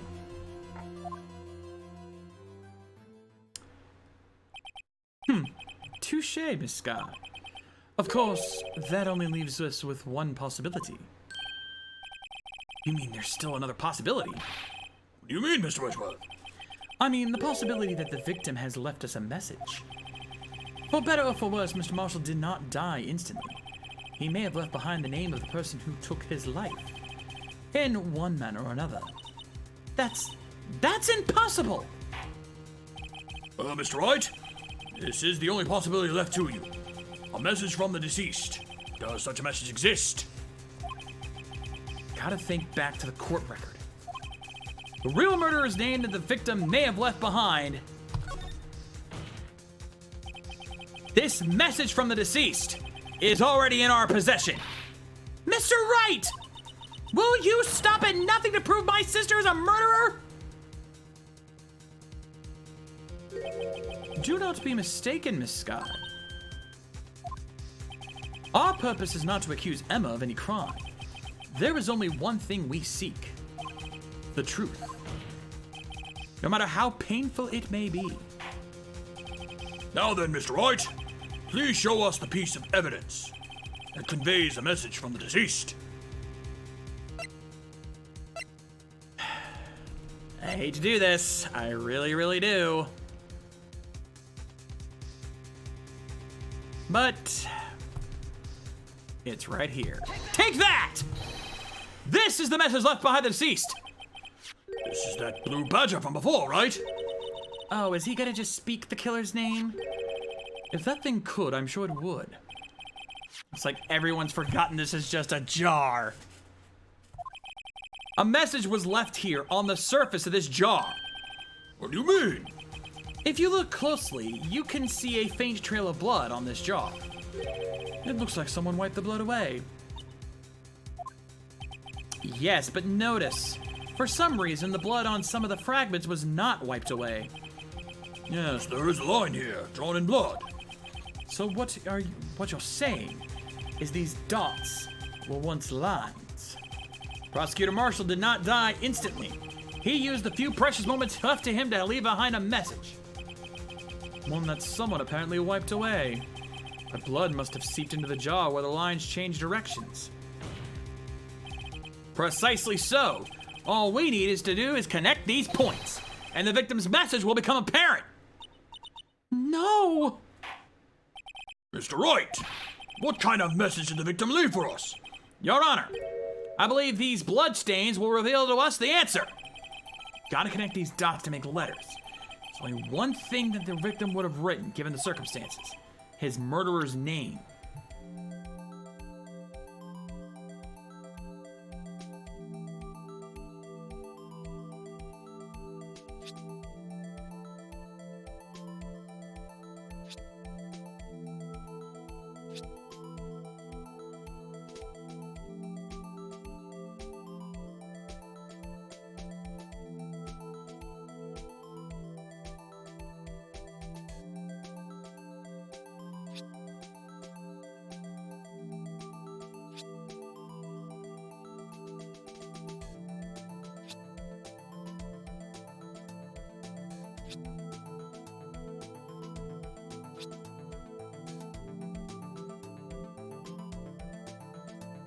Looks good to me. Take that!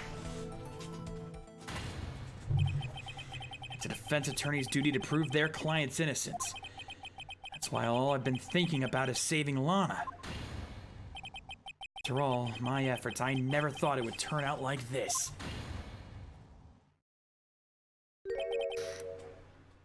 Emma. So this is the final message Prosecutor Marshall left behind.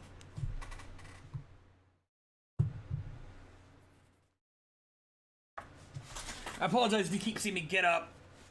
My seat's been bugging me a lot lately. All people.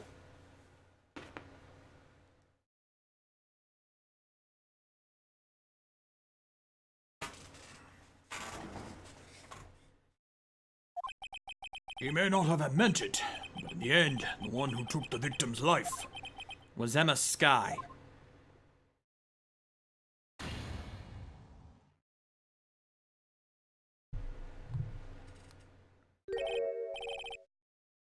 Seaworthy, can't say I didn't warn you.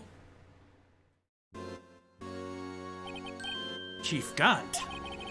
You understand the implications of what you've done? What? What are you talking about? 2 years ago, Joe Dark was sentenced to death. He was convicted because of his final murder. I believe you were the prosecutor in that case, were you not? Yes, Worthy. Because of you, an innocent man was sentenced to death. Not only that, but you used forged evidence to ensure his conviction.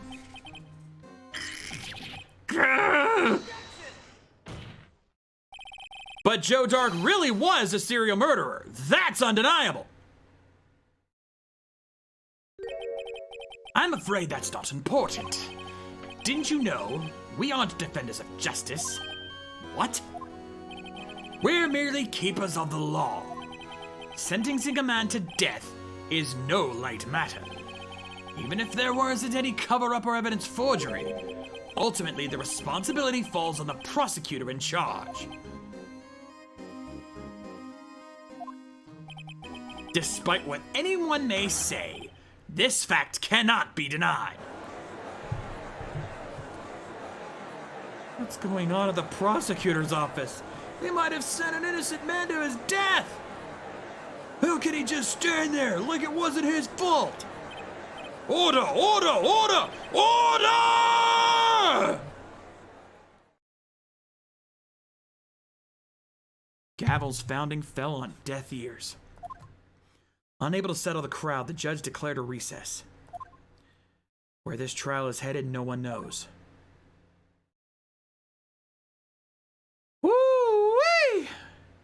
Don't worry, folks. We're not done yet. But we have reached the climax.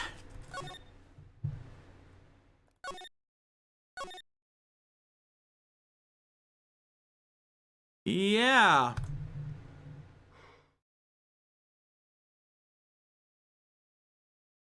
Might not have heard that because my soundboard's not set up on here, but oh well. Anyway, we're almost done, folks. Last run. Let's finish this.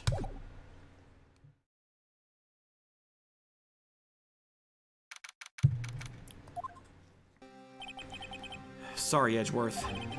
I didn't mean to get you in trouble. Don't worry about it. This is my problem, not yours. Hope I'm not interrupting anything, pals. Oh, guess I am. I'll come back later. Wait, Detective Gumshoe, what is it? You got a lot of nerve, pal, making a detective run all around while on duty. And to top it off, you call me here? I've seen happier people at funerals. I take it Lana's having you run errands again. Let me tell you, this is the last time, pal. Here, she asked me to give this to you. There was a break in today's trial. Evidence law? Edgeworth was talking about this just the other day. You must know the 2 rules of evidence law. Rule 1, no evidence shall be shown without the approval of the police department. Is that right, Mr. Wright? Seems so. You could at least study some evidence law, really. Have a good night, Shinken. Chief Prosecutor also wanted me to give you a message. Message? She said, if you're planning to take him on, you're gonna need this book. Him? Guess I'll need to give this book a thorough read.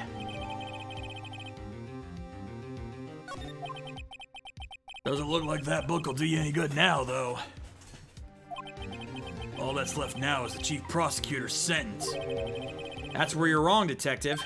Huh? Haven't you figured it out yet? Why I'm still sitting in that prosecutor's seat, despite all these allegations being thrown at me? Mr. Edgeworth. The real trial today hasn't begun yet. What? What else is there left to do? Your credibility's been all but ruined with this forged evidence you were unaware of. Emma Skye found out she unwittingly caused a man's death, and now you're telling me you want to do more? You gotta be kidding me, pal! You're missing the point, Detective. Lana didn't murder Detective Goodman. She merely stuck a knife into his dead body. That means the real killer is still out there. What? We're gonna expose him, no matter what it takes. This case has hurt too many people. It's time to bring it to an end.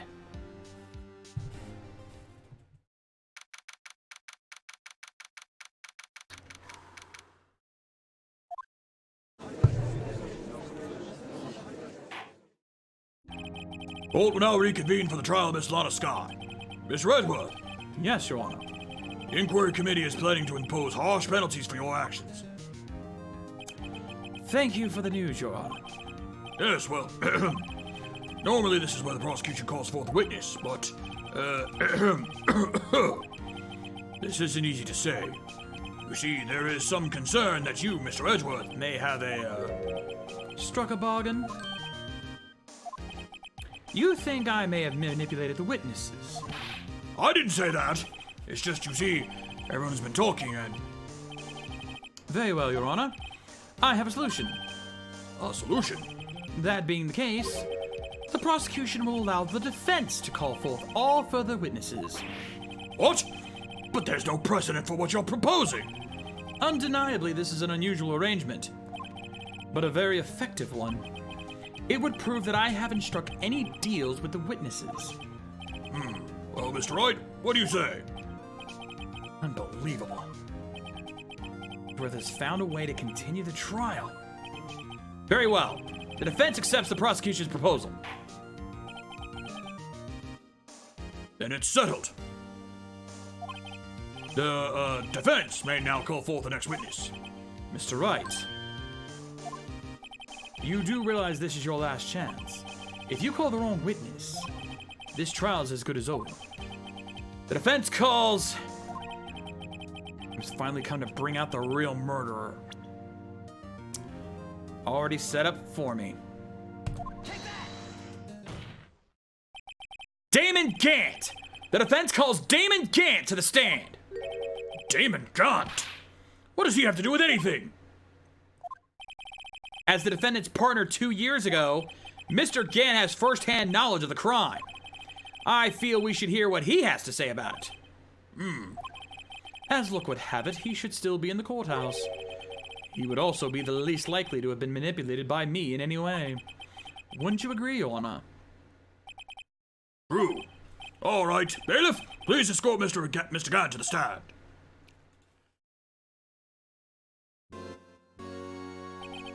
Witness, please state your name and occupation. What is this, some kind of practical joke? I was just on my way to lunch. Your name and occupation, sir. Worthy, are you sure you want to do this? Your name and occupation! So, you want to play hardball, eh? Please, Mr. Gant. Fine. My name is Damon Gant. I'm the acting chief of police. Now then, Chief Gant, the court requests to hear your testimony. Oh, righto! What's with the grim face? First, let's clear up this SL9 incident. Oh, you mean that time when Lana's sister murdered that prosecutor? Personally, I think it's been made pretty clear already. There are still some things unaccounted for. Oh, like what? Like the role you played in all this. Son, either you're very brave or very foolish. You are aware, of course, that a police chief has all kinds of weapons at his disposal. Weapons? Sure. Take my testimony, for example. I don't have to give it if I don't want to. What? Is that true? I'm afraid so. The chief of police has the right to refuse to testify. Of course, such an action carries with it certain risks. Don't worry, I'm not here to hinder your trial. Just remember, if this turns out to be a big waste of time, don't say I didn't warn you. Very well, the witness may now begin his testimony.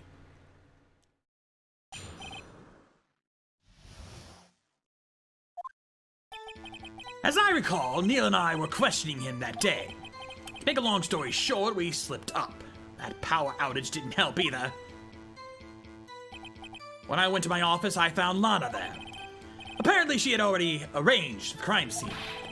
As you can see, I had nothing to do with the forgery. Is that when Doc was arrested? Him? He was lying on the floor unconscious.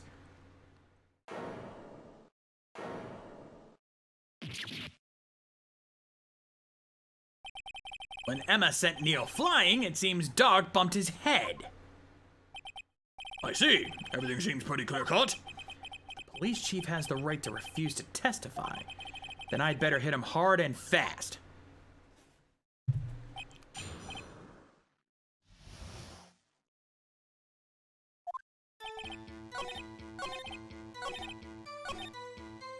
Yeah.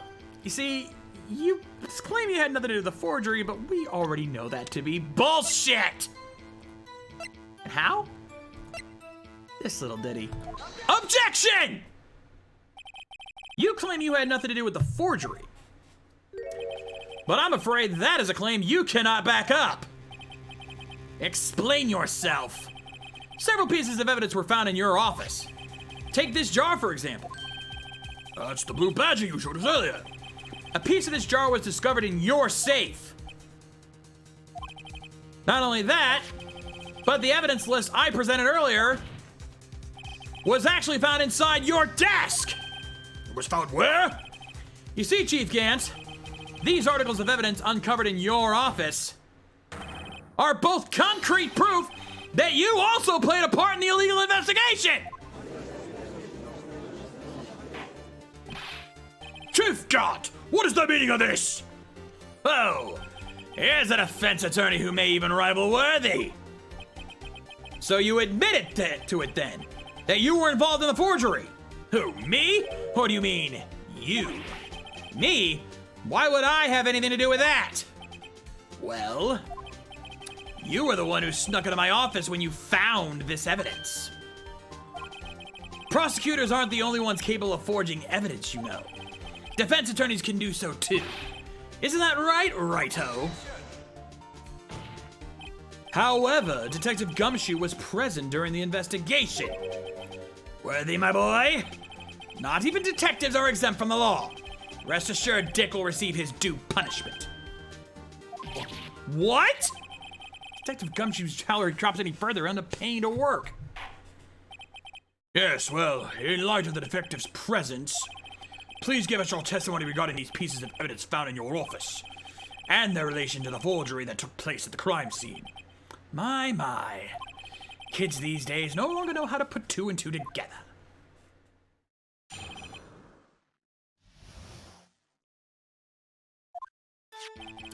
Let's see, what was it now? A jaw fragment and a list? For all I know, you could have planted them in my office. Anyway, you can't prove when those pieces of evidence were discovered. If they were found after Drake Dark was convicted, then they're worthless. There's no reason I'd participate in a forgery. Rearranging the crime scene wouldn't help me out in any way.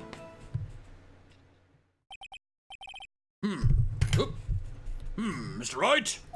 Yes, Your Honor. When investigating the crime scene, you should have been more careful to observe protocol. You do understand that I'm chief of police, right? There will be consequences. Indeed, I believe I will press charges, so you won't make the same mistake again. My apologies, Chief, but would you mind waiting till tomorrow for that? Day is, well, you know. All right, Udgy, in return, though. I know. That place, right? Huh? Are these guys telepathic?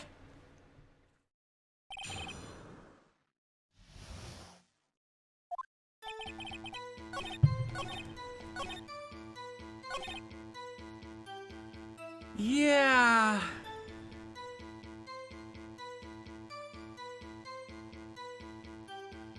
Yeah, I'm gonna have to press this. Hey, hold it! Really, Chief Gant? At the very least, there is one very large benefit you've reaped from all this. Oh, I wasn't aware. What is this benefit? That would, of course, be the position you have, Chief of Police. Ooh. The resolution of the SL9 incident secured your promotion to Chief. That, in and of itself, is sufficient motive. Ha ha ho! Oh, that's a good one. Huh? Do you really think I'm that incompetent? What do you mean? Even without that case, I was already in line to become the next chief. The resolution of SL9 merely sped up the inevitable a little. Is that true, Edgeworth? Yes. He was going to be made chief anyway. Yeah. Be careful when pointing that finger, or you might wind up being the one pointed at. So that means there's only one possible motivation for you to commit forgery. If you didn't do it for yourself, then you did it for someone else. Don't be silly, Worthy. You know me better than that. There are only 3 people I look out for. Me, myself, and I. There, it's out in the open now. Udgy, would you mind if I change my testimony a little? By all means, please do. I wouldn't be anyone's accomplice if there was nothing in it for me. Yeah, you did it again. Hold it! Nothing in it for you. Sorry, but the only person I care about is yours truly. That girl, Lana's little sister, was it? If you think I felt sorry for her, you'd better think again. You're right. You don't feel sorry for anyone. Be tough on crime and tough on people. That's how I was raised. You seem to be lax enough on yourself, though.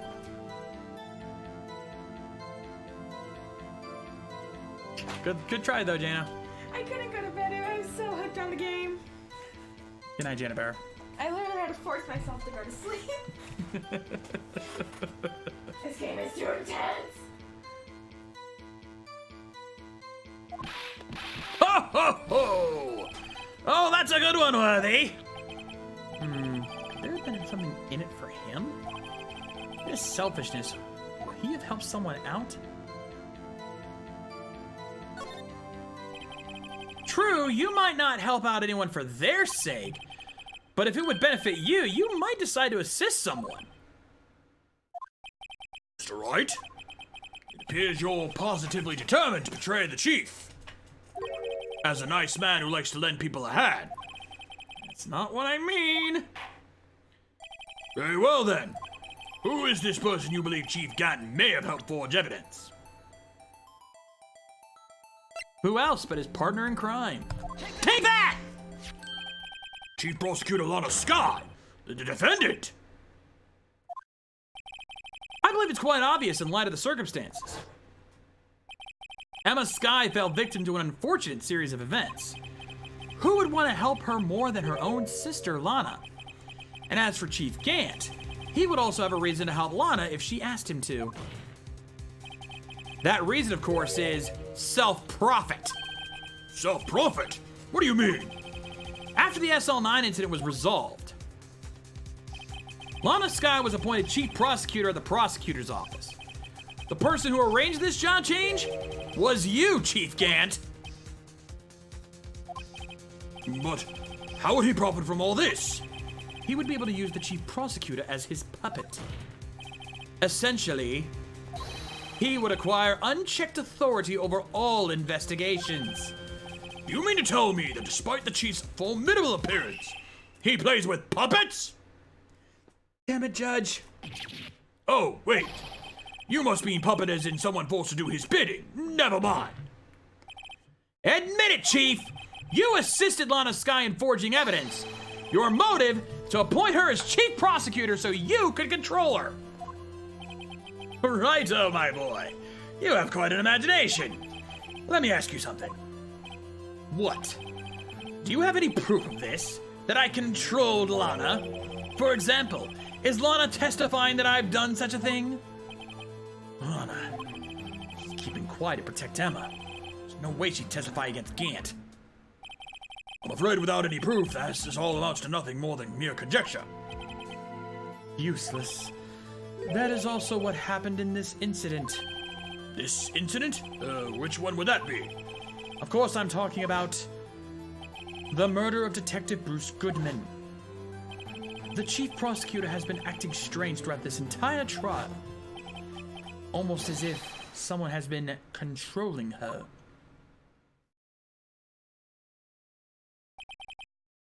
Worthy, you better watch your tongue. I wouldn't want you to get hurt. Just what do you mean? What he means, Your Honor, is that Chief Gant is involved in the murder of Detective Goodman. Not only that, but the chief is now making Lana take the rap to cover up his involvement. What?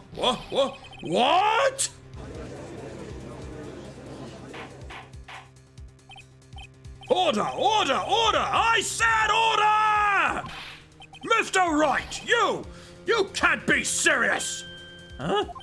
This is an affront to the highest ranking officer in our law enforcement agency! To accuse the chief of police of blackmail and murder? That's impossible! Damn dentures. Your Honor, I was merely reiterating what Mr. Edgeworth said in easier to understand language. It's too late, Mr. Wright. There's no turning back for us now. It's like he's the one who's decided to go through with this. Can you prove this, Mr. Wright? That the chief, a high-ranking officer of the law, is involved in this murder? Good question. Regardless of his rank or title, Chief Gant is just a man. The question is he a criminal? I believe the evidence will tell. I see. All right then. Let's see what Mr. Wright's got, and it better be good. Show us this evidence that ties Chief Gant to the murder of Detective Goodman.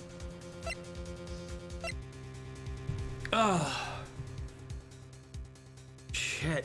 I'm already getting full. My stomach's already getting weak. That's what happens when you talk too much like this. I start getting hungry. Very hungry. Nonetheless, we've got the evidence right here. Take This is the ID card list. Yes, the one that shows who entered the evidence room on the day of the crime. There was one ID on the list we couldn't determine the owner of yesterday. 777-7777. Sorry, but there's no way you can prove that's my ID card number. It's your number. What? How do you know that? The safe in Chief Gant's office requires a code to open. A 7-digit code.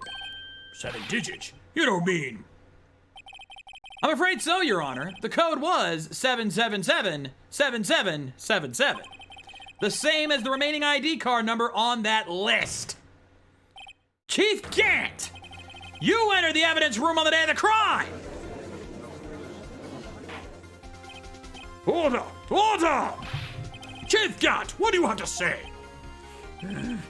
Nothing. The defense's search of my office was in violation of regulations. And I will demand Mr. Wright be punished to the maximum extent of the law. But right now, this court demands an explanation from you about the use of this ID card. Chief Gant, so you admit it? You entered the evidence room on the day of the crime? What about it? I'm chief of police. Whether it's the evidence room or the bathroom, what's the difference? I can go anywhere I want. Tell me, when you entered the room, were you alone? I always go to the bathroom alone, as I do with the evidence room. Detective Goodman wouldn't have happened to be with you that day, would he? Of course not. Why would he be? I hadn't seen him in days. You hadn't seen him in days? Chief Gant, I'm afraid you've just undone yourself. On that day, you had to have met with Detective Goodman. What do you mean? This trial's purpose is to determine Lana Sky's guilt. No, it isn't, Your Honor. This trial's purpose is to determine the truth. If Chief Gant met the victim on the day of the crime, then we need to determine one thing. What transpired during that meeting? In that case, Mr. Wright, I'm going to have to ask you for evidence. Show us proof that the victim went to meet with Chief Gant on the day of the crime.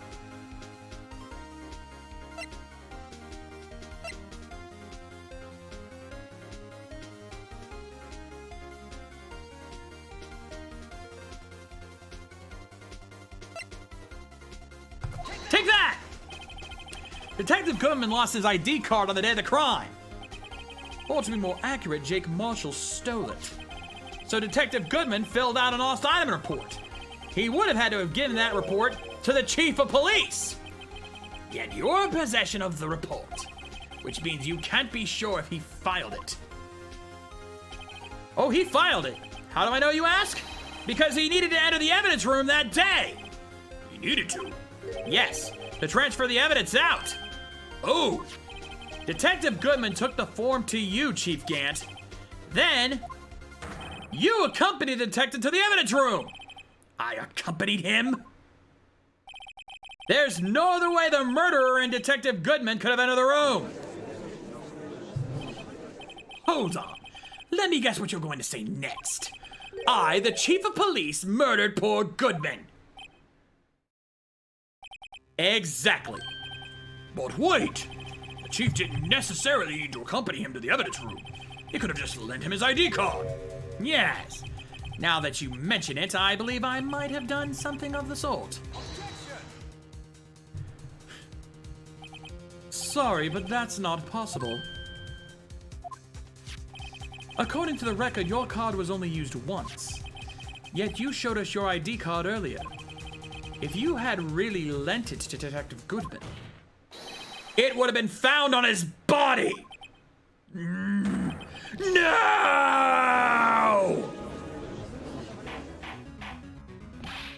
Chief Gant! You didn't! The murder was most likely a spur-of-the-moment crime, for no one in their right mind would choose the police department as a place to commit murder. After the murder, you contacted Lana at the prosecutor's office. Why? To dispose of Detective Goodman's body, of course. You're forgetting, Mr. Wright, that the victim's body was discovered in the prosecutor's office parking lot. How did he manage to move it there? I was at the police department the entire day, you know. And everyone's aware that Lana stayed at the prosecutor's office after the ceremony. Everyone except me, it seems. Still, you're the chief of police. You have an entire police force at your disposal. Oh, so you think I just ordered an officer to do it? Hey, you, take this here dead body over to the prosecutor's office. I don't think so. Chief Gant, you left all the evidence we need To prove how you moved the body to the prosecutor's office. All this time I thought it was a useless clue just taking up space. How could the chief have moved the body? Mr. Wright, show us this evidence. To move the victim's body, Chief Gant used this. You kind of gave yourself away. Take that! This is how he moved Detective Goodman's body. What's that? A screwdriver? What does that have to do with this case? Mr. Edgeworth, think back to the day of the crime. What is this screwdriver doing here? It's here because... Ah! I was asked to go by Chief Gant, no less. He told me he wanted me to keep it in here in the prosecutor's office. In any case, on the day of the stabbings, I brought this back here. After the ceremony ended that day, I didn't plan to return to the prosecutor's office. But you did, because Chief Gant asked you to. You mean I... The body was found in the trunk of Mr. Edgeworth's car. I think it's obvious what happened. The body was moved by that car! Detective Goodman's body was carried in the trunk of Mr. Edgeworth's car. Yes, unless of course you have another explanation, Chief. Why else would you have asked Mr. Edgeworth to transport evidence from a closed case? There's only one plausible explanation. To transport the body to your accomplice, Miss Lana Skye!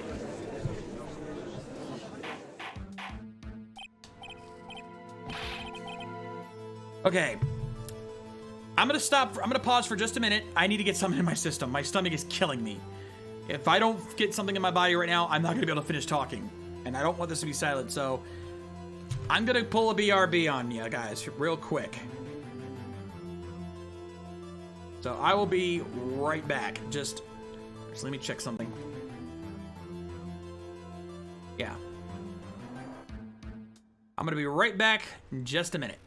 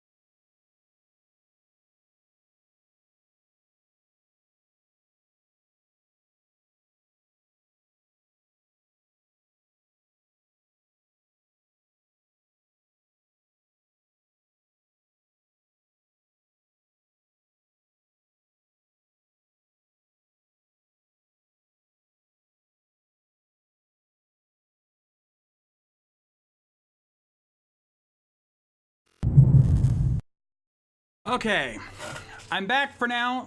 Don't worry, I'm not ending the show yet. I'm just gonna take some time to eat. I've got to get some food in me. My stomach was killing me. This happened to me last time when we did the big thing. So basically, we're gonna chat for a little bit.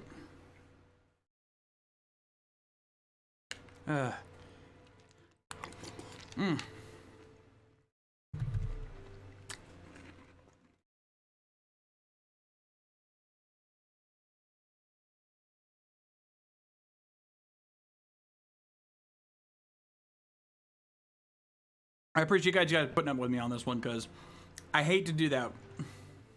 Agreed, Cure. Definitely, Wiggum's an idiot, but what am I eating? Cereal.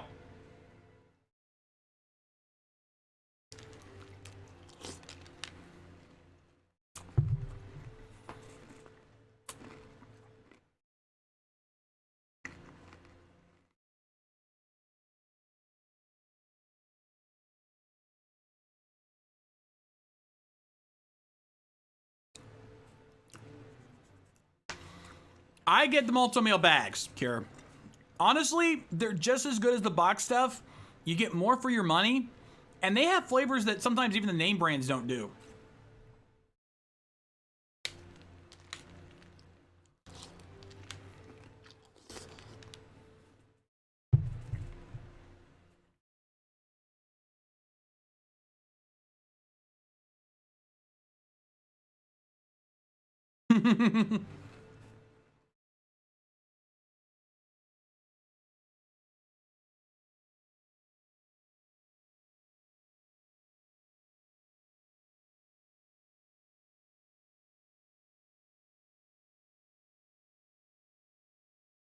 Like, in all seriousness, I prefer the multi-meal version of Honeycomb, the Honey Buzzers, over the name brand. Like, no joke. They got bigger pieces. They're nice and they're not as like shrunk. Like, seriously, it's amazing how much, it feels cheaper, but at the same time it's better. I don't quite get how that works, but it does.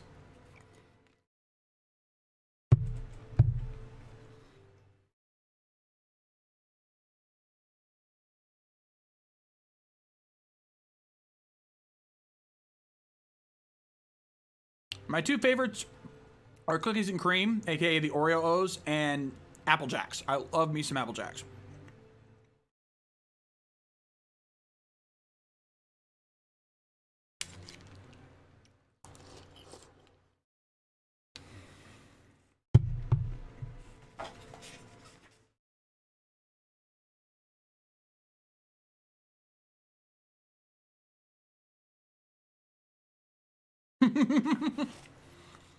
Fair enough, game fam.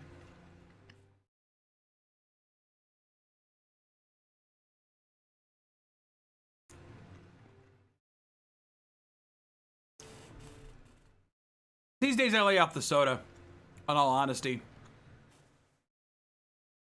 For me, my drink of choice. Kind of faded because of the green screen effect. It's clear bottle right now, but Gold Peak green tea. That's my shit right there.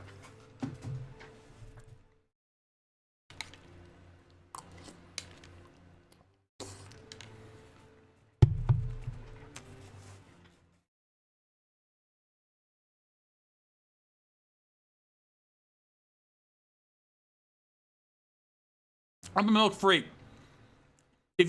I've talked about it before. Chocolate milk especially. Oh God. You give me a bottle of Promised Land chocolate milk, I am one happy son of a bitch. And apologies for talking with my mouth full. I know that showed up on camera. I'm sorry.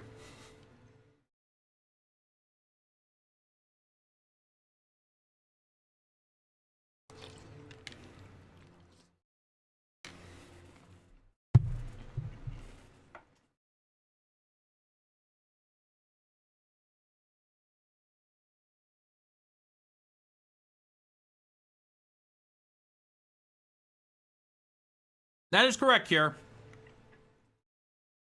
Game fan, you're not alone. You are not alone. As soon as me and Ace realized that what that was, we were both like, shut up and take our money.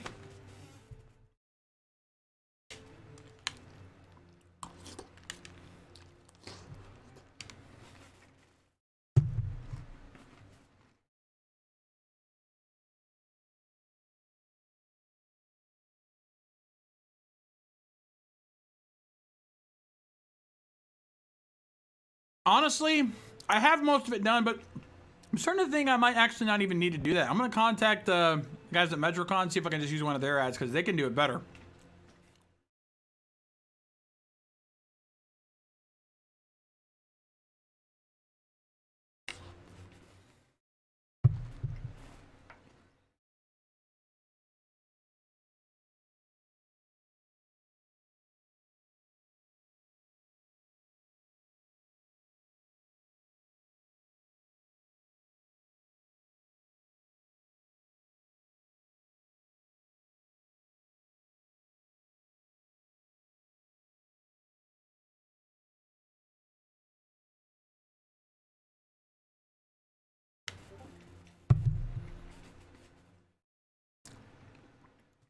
Cure, I think pretty much Gurren Lagann.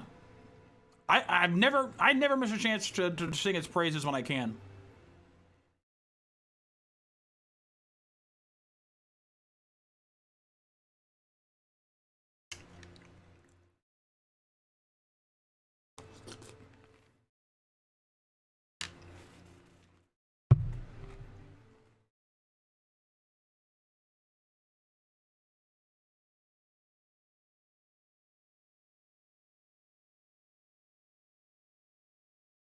By the way, you see the anime on the thing behind me.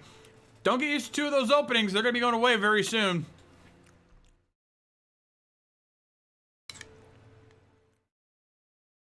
Yeah, speaking of endings, because tomorrow, the final review for High School DxD comes out, which I'm sure some of you are already happy about. And then next week, will be, and then the next day will be the final episode of Overlord Season 2. So that final review will be coming out next week.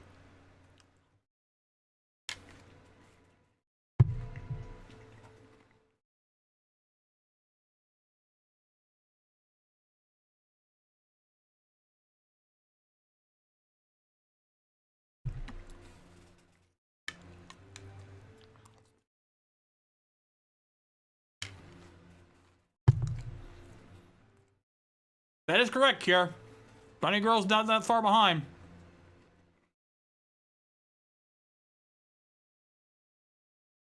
Welcome to the club, Akira.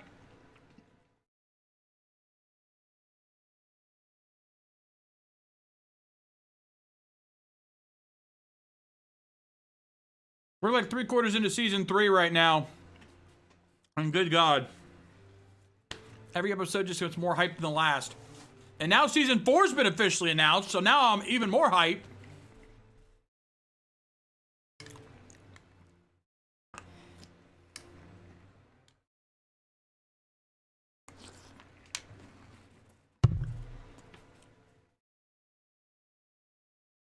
Trust me, Kira, without overhyping it too much, I will say it doesn't let up. I'm not going to go so far as saying it gets better and better. I'm just going to say it never lets up. It's just going to keep being awesome. Just when you think it's starting to slow down a little bit, boom, it's going to hit you again.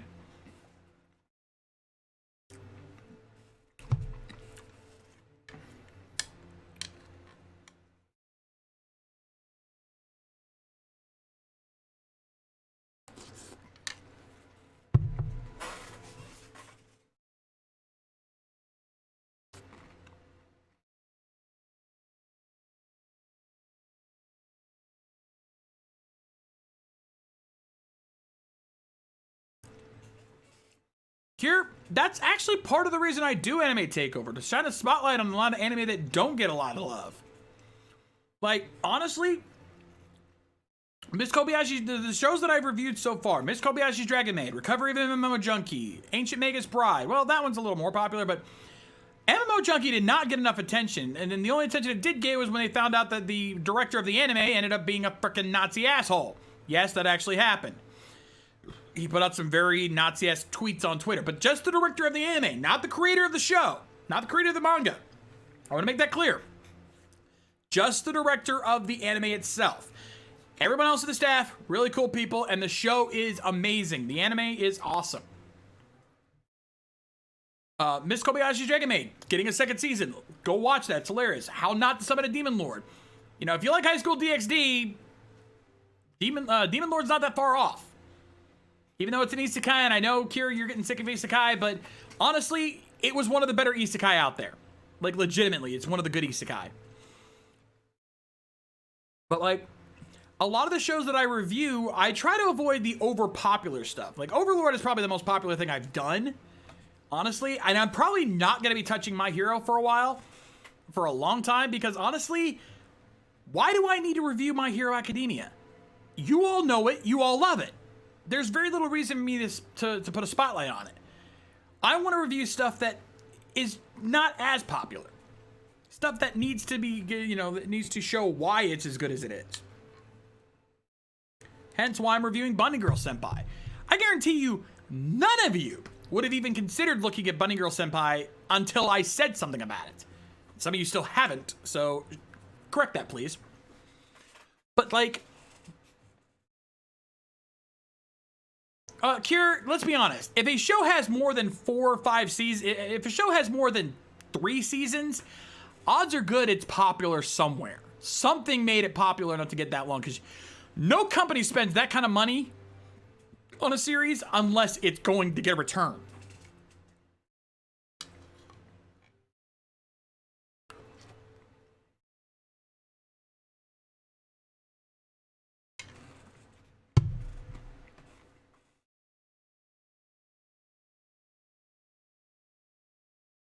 I'm just saying.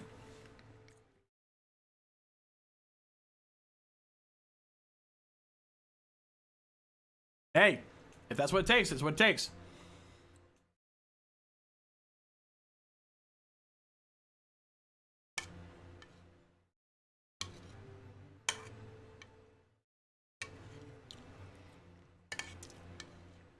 Don't worry, I'm almost done. I'm down to my last bite right now.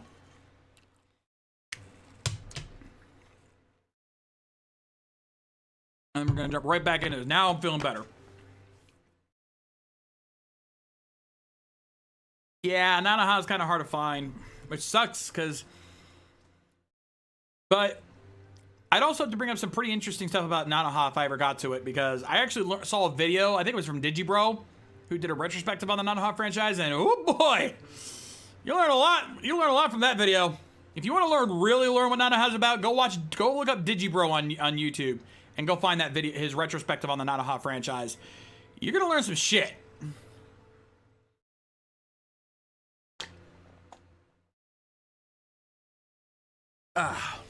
There we go. Yeah, I think you work here. I actually did watch the video. And yeah. Surprising. All right. Now that I've gotten some rest, gotten some chance to take a break, and breathe, and got my food in me. What do you say we get back to it, shall we? You just switch it back over here. Okay. Let's see, where were we? Oh, yeah. Order! What's going on here? Is there no room for rebuttal to the defense's outrageous accusations? Think back to the photograph Miss Starr took at the prosecutor's office. This was not a photo of the body being stuffed in the trunk to be taken away. It was exactly the opposite. It is a photo of the body being taken from the trunk. Chief Jack, please say something! I believe your time's up. My time's up? Sorry, Righto, but I'm having lunch with the District Attorney General after this. We have to get going if we're to make it in time for the early bird special. But the cross-examination isn't finished yet. Remember what I told you earlier.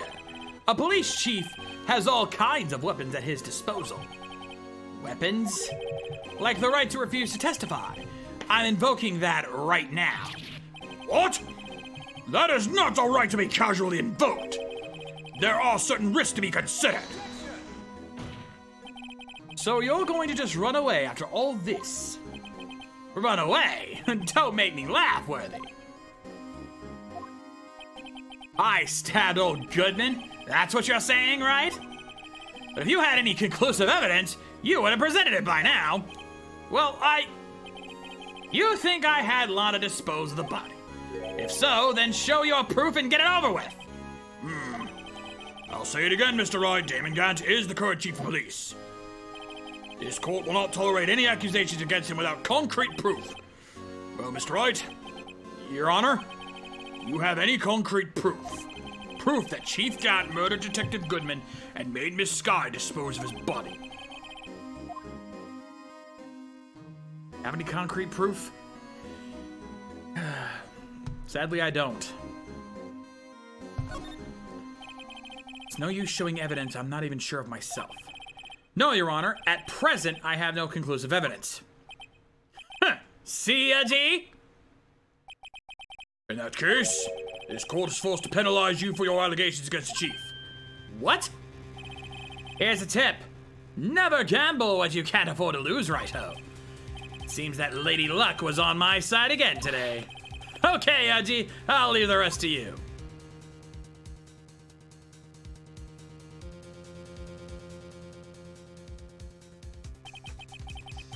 I warned you earlier, Mr. Wright. This is an affront to a senior officer in our nation's law enforcement agency. What?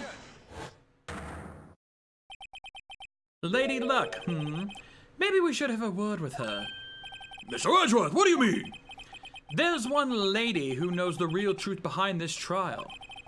We haven't yet had the honor of hearing her testimony. Knows the truth, another witness. In the absence of conclusive evidence, the only other method is proof is testimony. But Chief Gant has invoked his right to refuse to testify. There's still someone else, one more witness who can answer all the questions raised in this trial. Someone right in this very room. Mr. Edgeworth, who is this person? Why are you asking me, Your Honor? Have you forgotten? The defense is the one calling witnesses today. Mr. Wright, does such a witness exist? And I'd be willing to tell the truth. You can't just stop now. Yes, Your Honor. The defense calls forth... Who else? The defendant herself. Take that! The defendant? Miss Lana Sky? She was in the underground parking lot at 5:15 p.m. on February 21st. Her task? To dispose of the victim's body. In accordance with a certain someone's orders. Mr. Edgeworth? The prosecution has no objections, Your Honor. Very well. The court will now take its final recess for the day. In 15 minutes, we will reconvene to hear the defendant's testimony. This court is now in Hold on! Huh? Chief Gant! I thought you were going to eat. Listen good, Lana. Talking to Lana.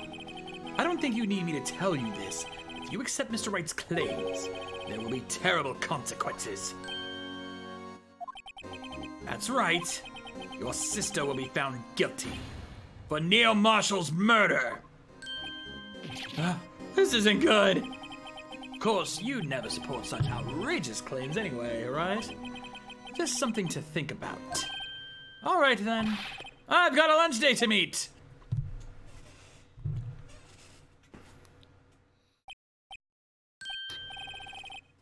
Okay, if there aren't any further objections, this court is now in recess. So, blatant blackmail. Wow! Just blatant blackmail right there! Looks like we managed to stay in the game. Yeah, thanks to your help, Edgeworth. That chief, he's something else, eh, pals? Detective Gumshoe. I'm not a detective anymore. Oh yeah, sorry about that. Don't worry. I've already decided where to work now. In your office. My office? Sure. I'll take the place of that top-knotted girl you used to work with. Could he mean... Maya? Still, looks like we're all out of moves now. Chief Gant's done it again. How is it he always gets the upper hand? It's not fair he has the right to refuse to testify. Settle down, Wright. Remember what the judge said. Chief, this is not a right that is to be casually invoked. There are certain risks to be considered. Risks? What did he mean by that? It's simple. If the chief refuses to testify, the opposite also holds true. You mean he forfeits his right to say anything, too? Emma! Are you okay? Yeah, when I came to, I was in the medical office. I've been listening to the trial from the gallery. So she heard everything that's been going on. Emma, I'm sorry for what I said before.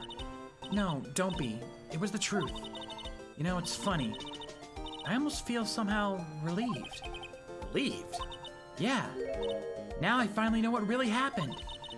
Think that all this time, my sister was being blackmailed by that terrible man. And she did it all just to protect me. Ever since her appointment as chief prosecutor, everyone who knew her said she changed. Perhaps it was easier that way for her. What do you mean? What do you think I mean?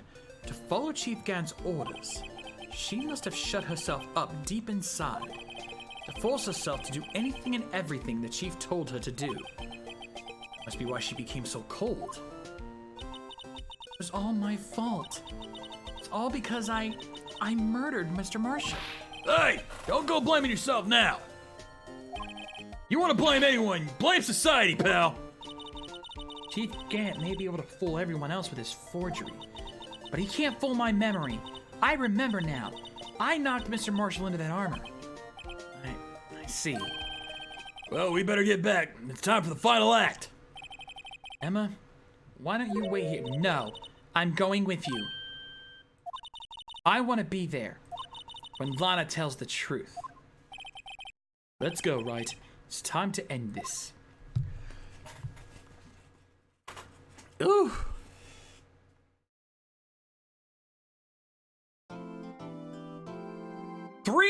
Two breaks. 2 breaks for the one trial. God help me.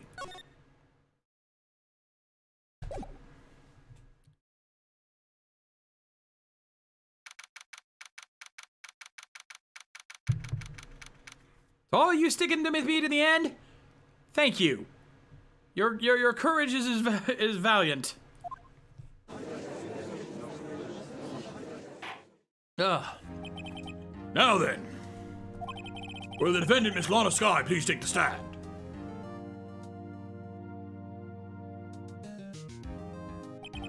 Miss Lana Skye, you are the chief prosecutor. I'm sure you're aware of what is required of you. But Mr. Edgeworth, you already know everything. You know all that I've done these past 2 years. Please provide the court with your testimony, Miss Skye. And remember, you are under oath. We want to hear the truth. Of course, the truth. Lana, no matter what happens, I'll always be your sister. Now then, your testimony, if you will. First, tell us about your relationship with Chief Gant.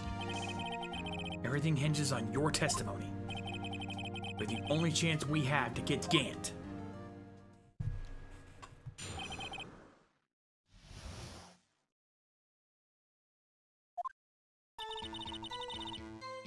I worked alongside Gant for years. There's no truth to this blackmail theory. I fabricated the evidence 2 years ago all by myself. When I found Prosecutor Marshall's body, I rearranged the crime scene. My only motivation was to get Dark convicted. It had nothing to do with Emma. Are you sure about this testimony? Your Honor, I'm confessing to a capital offense. Of course I'm sure. But Lana! This is true, then that means Chief Gant has nothing to do with this. That's what I've been telling you from the beginning. Please, Mr. Wright, you've got to help her. She's sacrificing herself because of me. What if she's telling the truth? She's not. I know my own sister. Whenever she speaks stiffly like that, she's hiding something inside. Deep down, she's really screaming in agony. Yeah, this is no time to start second-guessing myself. The defense now begin its cross-examination. All right, let's take a look.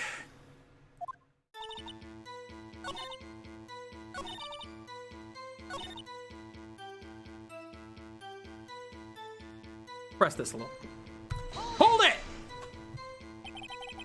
You say you did this all by yourself? Yes. Would you mind telling us what you found when you arrived at the crime scene? Seems I was the first person to discover the scene. Broken Prospector Award knife was stuck in the victim's body. What?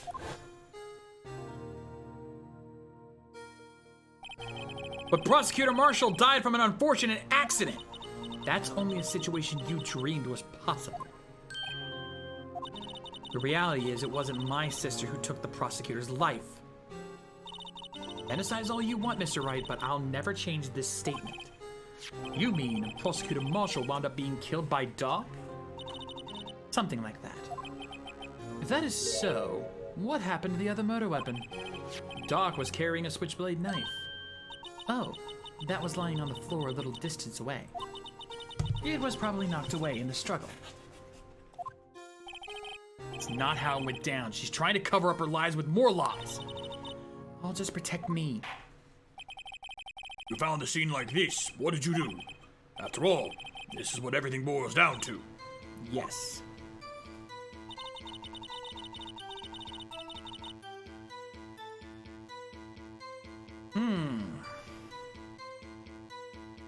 Gotta keep...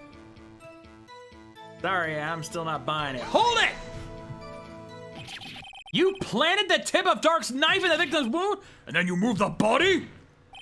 But why? Why would you do that? You of all people should know, Edgeworth. You've always had a good head on your shoulders. My head isn't that bad, but maybe I ought to ask for the sake of others.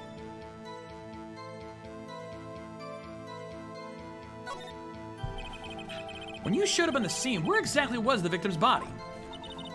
It was where you deduced it was, by the Chief's Gant's desk. The body was found by your desk.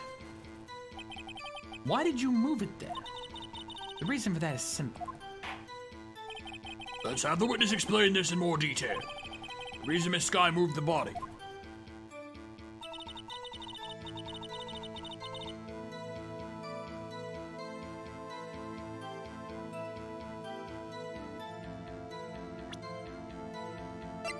Well, now you got the jar thing brought up, so... Sorry, gotta push ya. Objection! Miss Sky, I understand how you feel. You committed that crime 2 years ago to protect your sister. You mean the forgery at the scene where the Neo Marshal was murdered? If that truth were to be exposed now, the past 2 years of your life will have been in vain. Even so, I am compelled to bring to everyone's attention a significant contradiction within your testimony. Contradiction in my testimony? You testified, and I quote, "The pieces of the jar that shattered during the events threaten my plan." That's right. You have a problem with that? It's a simple oversight, really. You see, a message was written on this jar with the victim's blood. Yes, the prosecutor must have written it in his final moments. Exactly so. And this is where the contradiction lies. In order for the victim to be able to write his message on the jar, it must not have yet been broken before he died. He couldn't have written Emma's name on a shattered jar! Order! Order! Your Honor, it would appear more information is needed in regard to this jar and its bloody message. We may be missing something critical here. Critical. Chief Prosecutor, it seems you're as in the dark as we are about the truth towards which you were headed. What? Just tell us exactly what you saw. We'll piece together the information to arrive at the truth. Very well. The witness may now continue her testimony.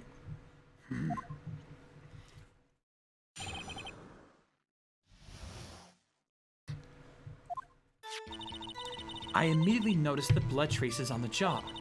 But it was too dark in the room and I didn't have time to check it out. To be safe, I wiped away the blood. The fragments were large, so I'm sure I got them all. All I could think about was wiping them clean before they were discovered.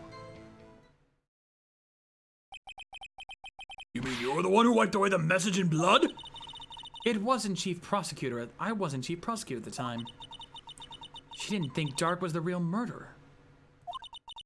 That's why she tried to erase the real evidence. Very well. Defense may now begin its cross-examination.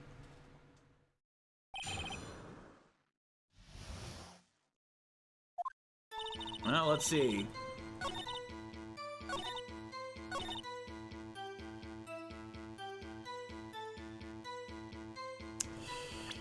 Gotta love when the same evidence can be used twice in a row. Objection! Miss Sky, I believe this jar conceals a truth even you were unaware of. What? We found the final piece of this jar in Chief Gant's safe. In the Chief's safe? But how? I knew it, she really didn't know. There's something even more disturbing about that final piece. There was still blood on it. What? The witness just testified that she gathered every last piece and wiped the blood off of them. Yes, which leaves us with only one explanation. On the night Prosecutor Marshall was murdered, you were not the first one to show up on the scene! Chief Gant got there before you! But couldn't the defendant have simply missed a piece? I'm afraid that's unlikely. The pieces are too big for anyone to miss, let alone an ace detective. That may well be, but everyone makes mistakes. Even I once wasted an entire day looking for my dentures. They were in my mouth all along. Can't believe that. Have you forgotten, Your Honor?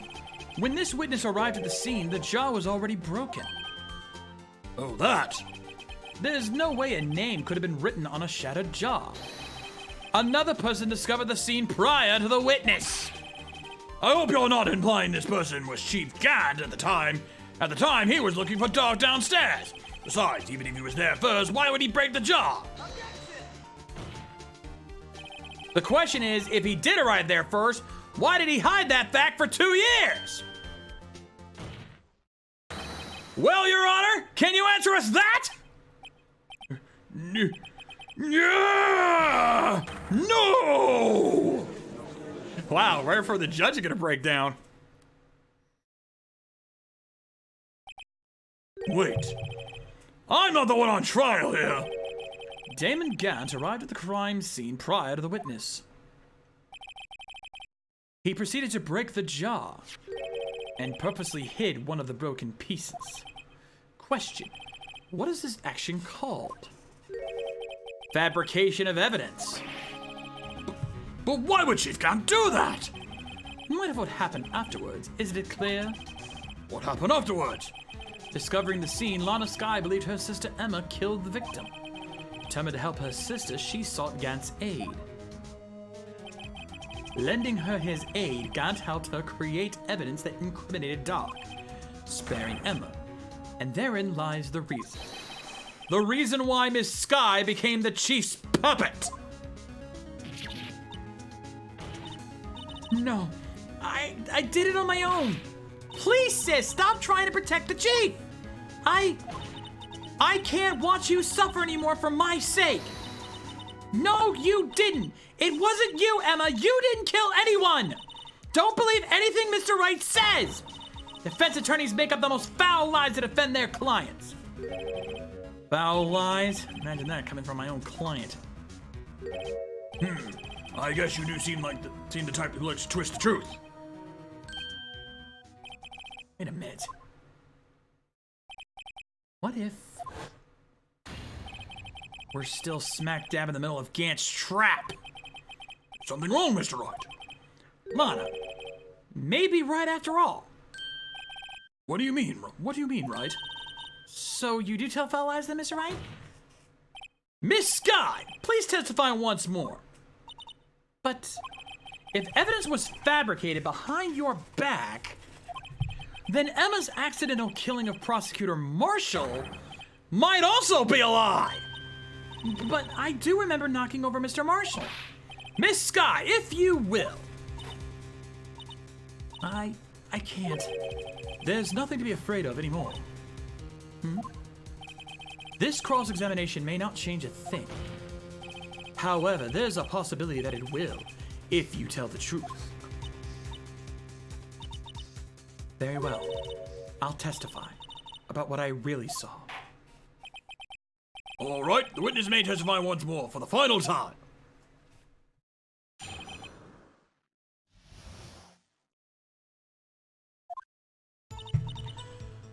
When I arrived, I found Mr. Marshall's body impaled on that suit of armor sword. Emma and Dark were lying unconscious on the floor nearby. When I saw what happened, I thought she did it.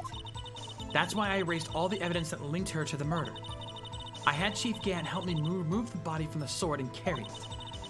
But if it all really was a fabrication, Emma might be innocent!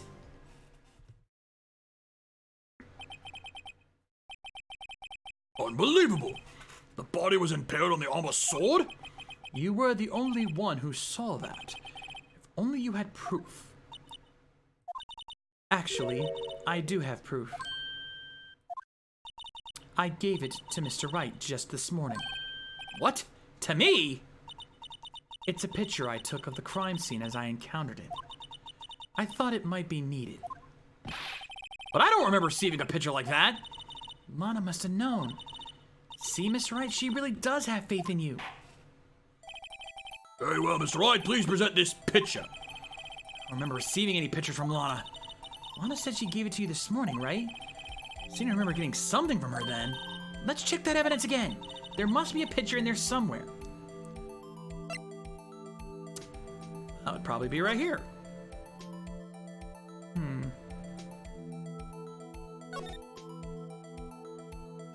Hello?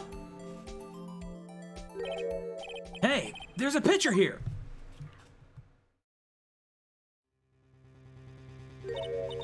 Oh my. This is the actual crime scene. No other detective saw the crime scene like this. Because I contacted Criminal Affairs only after I had rearranged everything. Mr. Wright! That piece cut out from his vest. Could that be the cloth we found inside Chief Gant's safe? What's this? This is a handprint, isn't it? That cloth. It had fingerprints on it. Whoever's fingerprints those are must be the real murderer. What? But those fingerprints... They're yours, Emma. Why are your lips turning all purple, Mr. Wright? Anyway, let's get on with the cross-examination. As long as you tell the truth, we should be able to flush out the real murderer. Very well, the defense may now begin its cross-examination.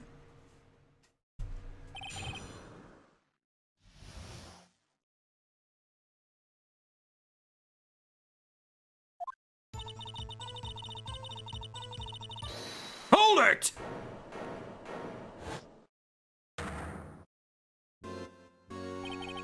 Come now, Udgy.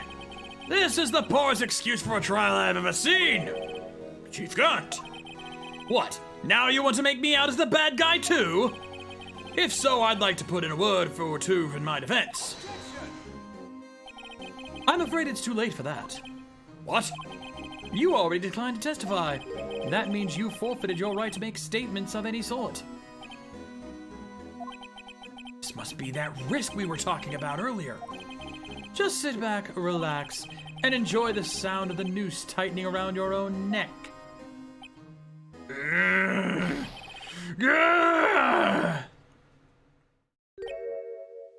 So what? You think I'm worried? Sorry to disappoint you, but I don't need to make any statements. What do you mean? The evidence will do all the talking for me.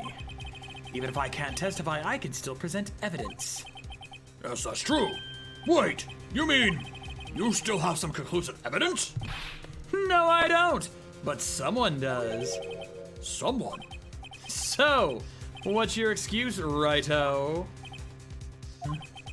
Why have you been keeping quiet about it? You do have something to show us, right? Something that proves who knocked over Neil Marshall, causing his death? Conclusive evidence that leaves no room for doubt? Is this true, Mr. Wright? I show that piece of evidence now. Emma's sure to be made out as the murderer. Mr. Wright, if you have any more evidence, present it now, and if you try to conceal anything, you will be the one appearing before the Board of Inquiries. I do now. I gotta think this through carefully. I can't afford to make the wrong decision. Should I present that piece of evidence? One that shows who really killed Prosecutor Marshall?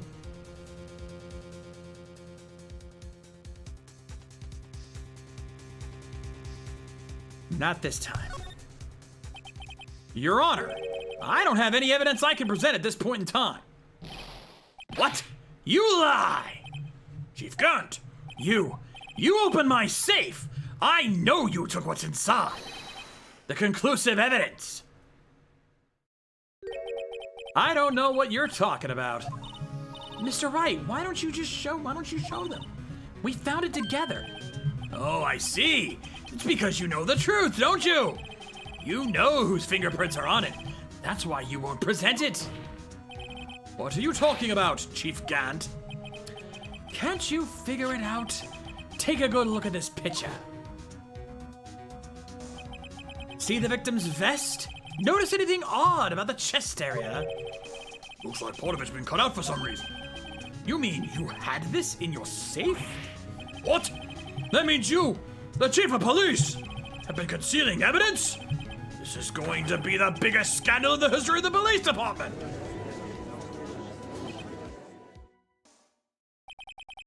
Impressive. To be honest, I didn't think you had the gall, Righto. Well, I can't just let you pin me up as the murderer. I'll tell you what really happened. What?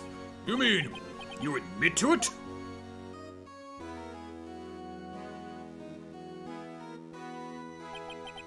I was the first person to arrive at the crime scene that day. It then occurred to me that I could use the situation to control Lana. So you really were manipulating her? I knew Lana. I made it look like the blame lay on the way with the sister. Then when she saw the scene, she would ask me for my aid. So you assisted Miss Sky. I told her to arrange all the evidence. I had her plant the knife tip in the victim's body and move the body across the room. I ended up using that evidence to get Joe Daw convicted. When I tampered with the crime scene, I hid 2 pieces of evidence. This was before Lana arrived at the scene, mind you. 2 pieces of evidence? You mean those items in your safe? Why? For insurance, of course. Insurance? I was sure my plan would work, but it's always best to be prepared for the worst. I wasn't about to let anyone blame me for a murder that girl committed. You mean you were calculating that far ahead while forging the evidence? What do you take me for, fool? I didn't make police chief by dumb luck. See this jaw fragment? I hid the most legible part of Emma's name. I didn't expect Lana to go and wipe the blood off all the pieces. But if you fabricated all the evidence, what's to say you didn't fabricate the message on this jaw too? Ho ho ho. Some people just don't know when to quit, do they? That's why I kept one more item for insurance. You mean that piece of cloth? Come on, Righto, cough it up already. I know you have it. What are you waiting for, Mr. Wright? So you admit to it then, Chief Gant, that you were hiding the cloth you cut off the victim's vest in your safe. Yes, I admit it. I didn't want to have to go to that, being chief and all. It's a lot better than being portrayed as a murderer. Well, Mr. Wright, what do you have to say for yourself? Just a moment ago, you said you didn't have any evidence you could present. Foolish move, Righto. You should have shown it then before it was too late. It's Been a long battle. Moment of truth has finally arrived. As long as I don't mess up here, victory is mine. Now, I think we can be... Your Honor, I do have evidence to present now. All right then, let's see this conclusive evidence. The evidence that shows who actually murdered Prosecutor Marshall. Sorry to do this. Gotta do it. Let me verify this once more. On the day of the crime, you personally cut out this piece of the victim's vest. Oh yes! At last you finally brought it out into the open. There's a handprint on this piece of cloth. Your Honor, the prosecution requests that it be immediately sent to the lab for analysis. This handprint on the leather, there must have been a strong impact for it to be left so clearly. You mean... It could not have been forged. It must be authentic, conclusive evidence. Oh, you're as slow on the uptake as ever, Worthy. What? Think about it.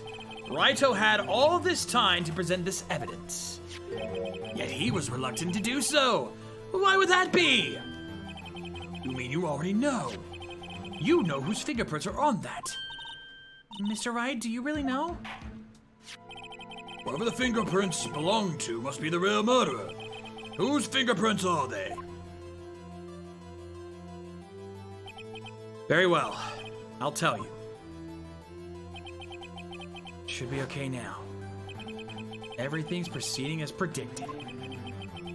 Person to whom these fingerprints belong to is...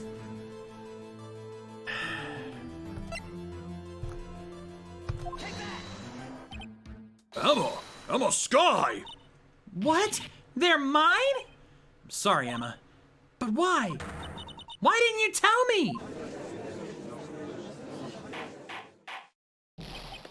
Ho! You're really something, Wright-o. You knew this girl did it all along. And you still tried to pin the murder on me. So it's true. Tragic, but true. This girl really did show Prosecutor Marshall to his death. Hold it! How could you? You monster! Miss Scott! You knew whose fingerprints those were all along, yet you acted like she really didn't. Miss Sky, it's not over yet. What? I said this trial isn't over yet. Ha! Well, I'm afraid it is over, boy. Not only this trial, but your career, too. You purposely concealed this conclusive evidence. That, my friend, is a serious offense. I'm looking forward to pressing charges after the defendant is convicted. I'll have your badge, boy! What's the matter? Cat got your tongue? Aren't you going to tell us how it feels? How it feels to be the one who single-handedly turned a poor little girl into a murderer? Before I do that, there's just one little thing I have to clear up. Oh, and what's that? Who really killed Prosecutor Neil Marshall? What? Chief Gant, you are absolutely right. This piece of evidence proves who the real murderer is. Who killed Neil Marshall, you ask? It was Emma Sky, wasn't it? I'm afraid that's not possible. You see, this piece of cloth contains a critical contradiction. What? A contradiction? What is this fool babbling about? I'm talking about a contradiction. One that proves who the real killer is. Mr. Wright, this piece of cloth, what could it possibly contradict? Chief Gant, your tyrannical reign ends here. Behold, the piece of evidence that contradicts this cloth.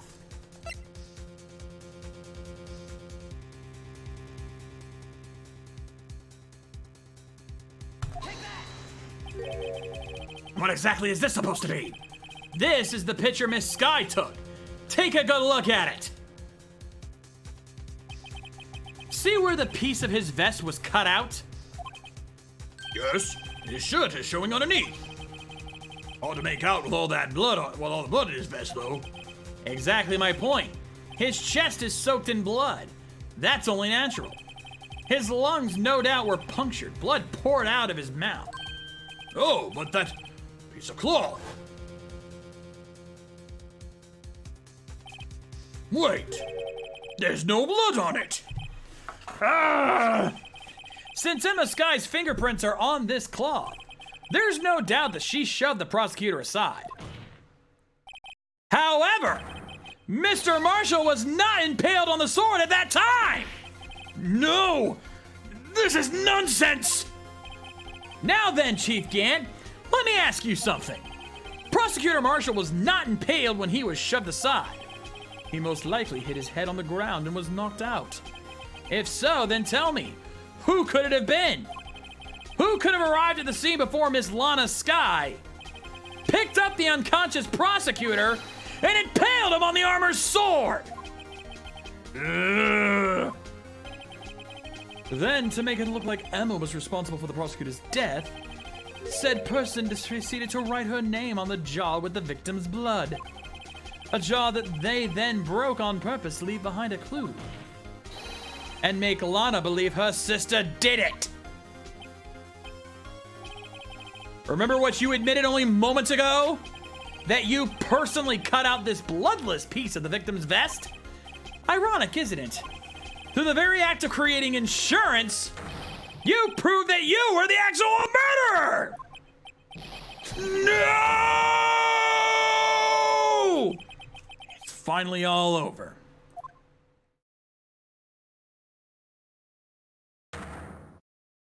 Objection!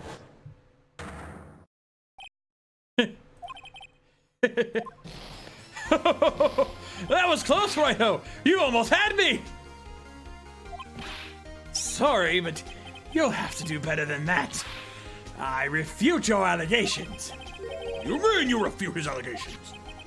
You see, that piece of cloth is illegal evidence. Order! Order! What nonsense is this?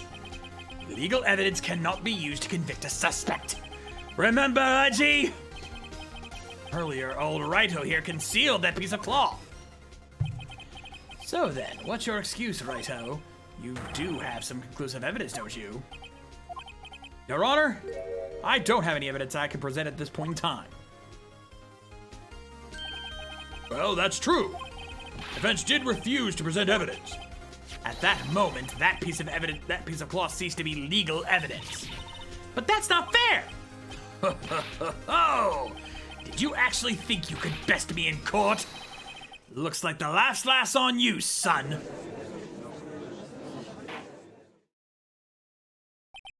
I'm afraid Mr. Gant's claim is legally correct. Well, Mr. Edgeworth? True, illegal evidence cannot be used to convict a person. Assuming, of course, that the evidence is indeed illegal. Well, Mr. Wright? Seems at last. Time for me to reveal my plan has finally arrived. Mr. Wright, you admit to it, that you purposely and illegally concealed this piece of cloth.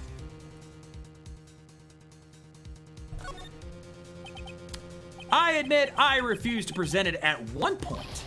Aha! So the evidence is illegal! Objection! No, it isn't, Mr. Gant. Huh? It's not that I didn't present the evidence then. It's that I couldn't.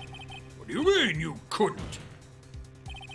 There are certain procedures involved when presenting evidence. No, Haji! Don't listen to his lies! He's nothing but a coward! You can't really believe— Objection! There is only one issue left to be resolved in this trial. Is this evidence legal or not? Very well, let us settle this once and for all. Earlier refused to present evidence. If you can prove your conduct was not in violation of the law, then do so now.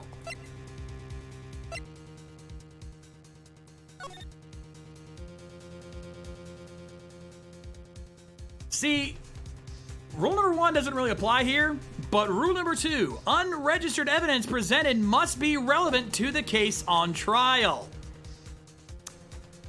She didn't just give me that picture, she gave me the final piece of the puzzle. Take that! This is my proof, Your Honor. Evidence law. What's this? I've done my homework too, Chief. Indeed, Emma Sky's fingerprints were on this piece of cloth. However, at that point in time, this was merely a piece of cloth, nothing more. What? You see, it's written right here in this book. The second rule of evidence law. Rule number 1.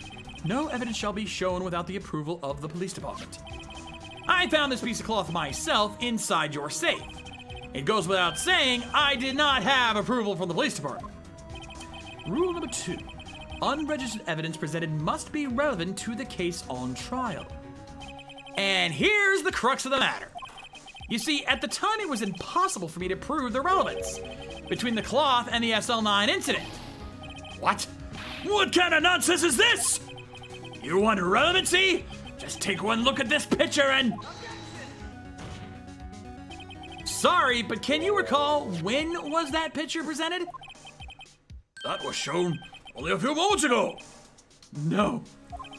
He's right.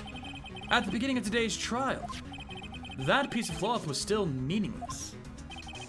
The person who gave it value as evidence was you, Damon Gant. You yourself confessed to a certain truth. Let me verify this once more. On the day of the crime, you personally cut out this piece of the victim's vest. Oh, yes! No! It was then that you approved this cloth as conclusive evidence. Yes, you, the chief of police, personally approved this cloth. The only person who could have cut this from the victim's vest is the one who stood before the prosecutor marshal in his final moments. In other words, the real murderer. And there's only one person who that could be. Damon Gant, the killer was you! No.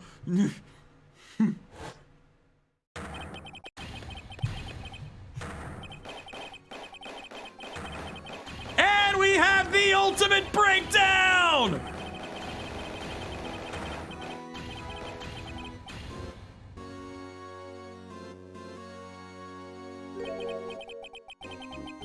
I knew I should have gotten rid of him. That good-for-nothing scum! 2 years he's been snooping around the department, trying to get something on me. Crimes are being committed every day, yet he insisted on hounding me. Well, your crime wasn't exactly petty. He wanted to reinvestigate the case. He recruited Angel Starr, then convinced Bruce Goodman. Detective Goodman? Yeah, that's right. If the evidence is transferred, I'll lose my only chance to find out the truth. Please, you gotta help me. Goodman turned him down, as he ought to. Still, Jake Marshall didn't know when to quit. He stole Goodman's ID card and tried to take the evidence. Goodman came to me that day. He wanted to file a lost item report. I went with him to the evidence room. Then all of a sudden, he decided to speak out. What are you talking about, Goodman? You please reopen the investigation, Chief.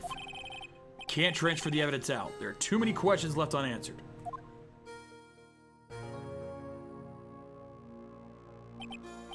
He opened his evidence locker, and as he was taking the evidence out, he said, "It's not too late. I'm gonna hand all this over to Marshall." Well, to be honest, I was a bit taken aback by his words. I had a bad feeling when he came to see me, but I never thought he'd bring up SL9. That's when I saw it. That accursed knife.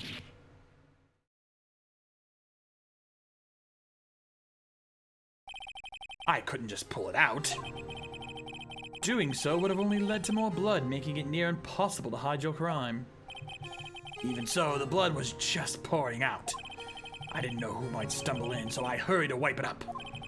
I was worrying so much about the floor, I didn't realize my fatal mistake. The bloody handprint on Detective Gumshoe's locker. I used to be known as the crime computer, but everyone has to start somewhere, I guess. I was too nervous. I had no business doing any of it. Then you put the body in my car. I'm sorry. I couldn't think of any other way to move the body. I broke your trunk, but what's the big deal? You make a lot more than us detectives ever will.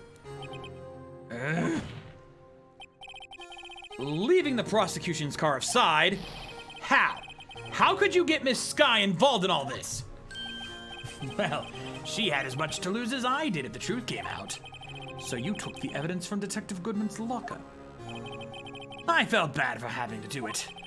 I also didn't have time to pick and choose what to take.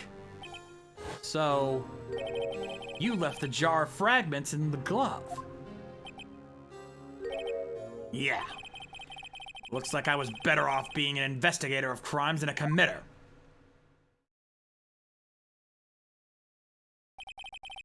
They all did their best to get in my way. I've got to hand it to them. They do their jobs well, much to my dismay. Fake evidence doesn't hold up very well upon close examination. You must have known that. Tell me, Worthy, why do you stand in court? Me? You despise criminals. I can feel it. You and me, we're the same. One day you'll understand. Oh, believe me, you will. You're just one man. You'll see what it really takes to bring them down once you try to go it alone.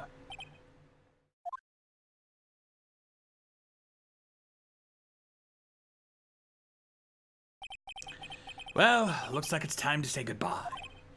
Oh, Udgy. What? Looks like we'll have to cancel that lunch date. Sorry, old friend. I'm sorry too, Damon Gaunt. I knew you as you used to be, long ago. You were once a fine investigator, an example to others of the force. I'm sorry to learn that you are no longer that person. Those days are gone now, Udgy. Thanks for all the memories, though. Don't worry, you'll be fine. Now you have Wright here. And Worthy.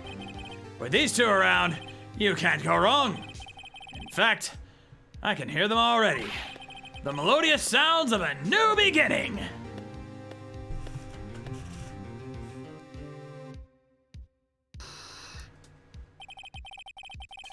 There are two things I want you to understand. Yes? First, your sister never hurt anyone. Second, Damon Gant betrayed you from the beginning. See, Miss Sky? You no longer have any reason to keep silent. You're right. When this trial is over, I'll tell everything. All that I've done these past 2 years. From the time I had Gant help me forge evidence, up until today. So, seems all the questions raised in this trial have been answered. I'm sorry, Miss Sky. I couldn't get you out of all your trouble. My, what high standards you have for a rookie. I can see why Mia thought so highly of you. Who knows? A few years from now, you just might make it to the top. I owe you my thanks, Mr. Wright. Sky. And to you too, Mr. Edgeworth. You've suffered every bit as much as I have over these past few days. Believe me, I know how much of an ordeal it's been for you. It was nothing. Liar. I was worried the pressure might break you. And yet, you rose above it all and guided Mr. Wright to victory. You've done well, Mr. Edgeworth. Stop it! I only did my job. In light of this case, it seems a good self-examining is in order for all of us. Miss Sky, Yes, Your Honor. you are innocent of murder. However, although the chief blackmailed you, the fact is you still acted as his accomplice. Trial will be scheduled for these crimes at a later date. Yes, I understand, Your Honor. Is there something amusing about all of this? Why are you smiling? It's been a long time, Your Honor. A long time since I felt free of these heavy chains.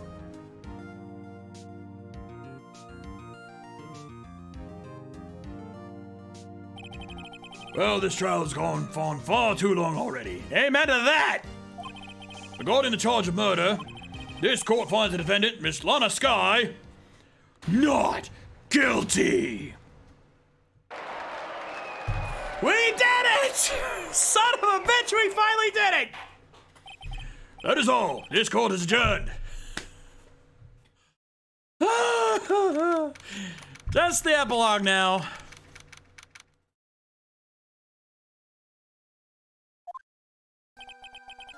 At long last, it's finally over.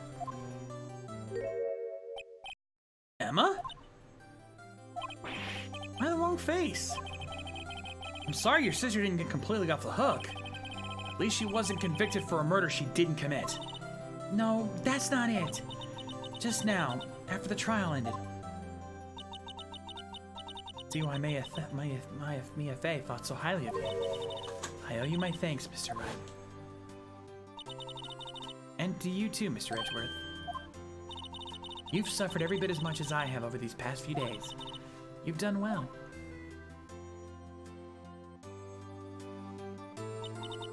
You know, I did my best too.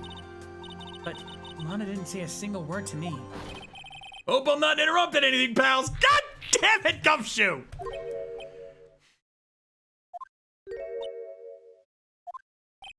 Oh, yes I am. I'll come back later. Wait, Detective Gumshoe, what is it? You're doing this on purpose, aren't you? Making a detective run all around while on duty. And to top it off, you call me here? I've seen happier people at funerals.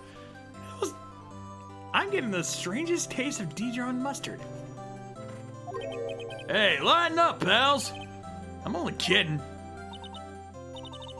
Oh, are you here because of my sister again? Nope, not this time. I came today because of you, pal. Me? That's right. I thought you'd like to see someone. Nana! Should you be doing this? She's still under arrest, you know. Well, I won't tell if you won't. Emma, I owe you an apology. It's okay, sis. Don't worry about it. That day 2 years ago.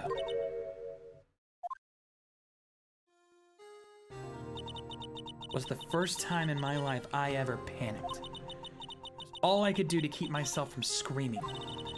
All I could think about was keeping you from getting wrapped up in that mess. This.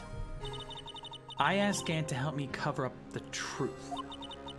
Thought I was doing it for your sake. Now, I realize I was wrong. I changed after that day. I had to. It was the only way I could make it through the past 2 years. I knew how much I was hurting you by distancing myself, but I couldn't bring myself to tell you what I did. I was scared. Scared that you'd look at me with those eyes of yours. I was scared of how you'd react if you knew. But sis, you were only doing it for me. No. Huh? I turned my back on you that day. In hiding what I believed to be the truth, I was deceiving you. Yes. Such a fool. It took me all this time to realize it. Emma, I'm so sorry. But sis, you don't have to apologize. I'm happy now. You're happy?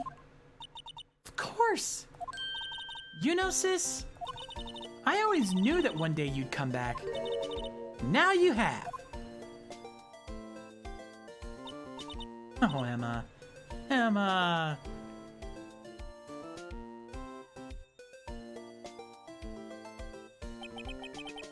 No one can change the past. The only thing we can do is strive to make up for our mistakes. Why must we make up for our mistakes, you ask? because in so doing, we can find the way back to our rightful path. And it's from there that we can move on toward a brighter future.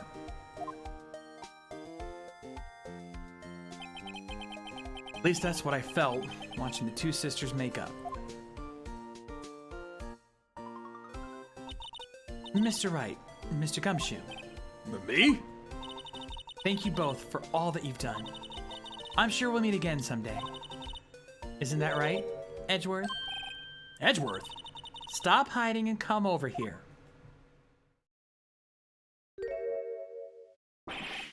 Where was he hiding? I just came to say congratulations. Thank you. Thank you, Mr. Edgeworth.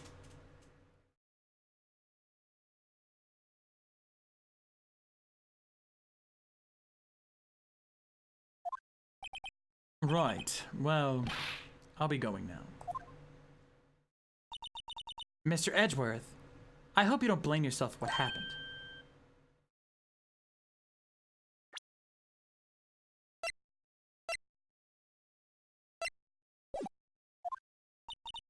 We were the ones who acted corruptly, not you. It's too late for me. No matter what anyone may say, I realize today I can't correct my mistakes. Mr. Edgeworth, not only that, but I don't even trust myself anymore. Chief Gant was right. You despise criminals. I can feel it. You and me are the same. One day you'll understand. Oh, believe me, you will. You're just one man. You'll see what it really takes to bring them down once you try to go it alone.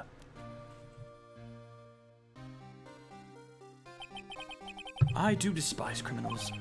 I plan to dedicate my entire life to fighting them. In order to fight crime on my own, I'd need a weapon. It's scary, but I've known that to be true for quite some time now. But Edgeworth, who knows? Given enough time, I might have tried to pull something like Chief Gant did. Thought terrifies me. That's why I can't continue on as a prosecutor. Edgeworth, don't you understand? Damon Gant and your mentor, Manfred von Karma, were both the best of the best when it came to fighting crime. But they both made the same mistake. You said, in order to fight crime on my own, I'd need a weapon. That may be true, but think back to today's trial. You weren't alone. You were working together with Mr. Wright. Because of that partnership, you were able to present evidence that otherwise would have gone undiscovered. Isn't that right, Mr. Wright? Huh? What? Oh, yeah. This is a pop quiz. Come on, Mr. Wright. Show him what Lana's talking about. Evidence, huh? Something that neither Edgeworth nor I would have been able to find on our own.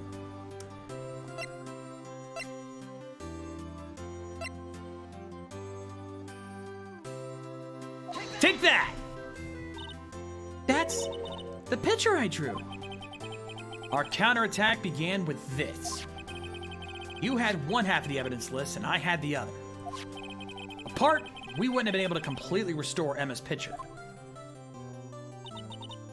That didn't just happen by chance, Mr. Edgeworth. It's time for me to go. Mr. Edgeworth, you'll excuse me. There are still some loose ends that need wrapping up. Take care, Chief Prosecutor. Edgeworth! What will you do now? Well, whatever you do, just remember. You can let what happened kill the prosecutor in you, or you can let it help you grow. In the end, it's up to you. I know. It seems I owe you my thanks too, right? What I face now is my problem. Edgeworth, I'll be waiting for you in court. Farewell.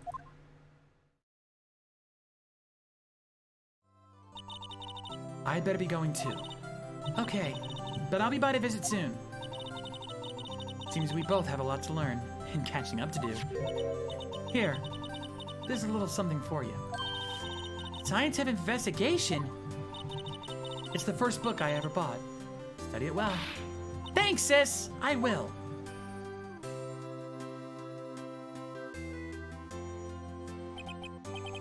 So, another case came to a close. As for the sisters, I have faith. Faith that their lives have only just begun. And as for me,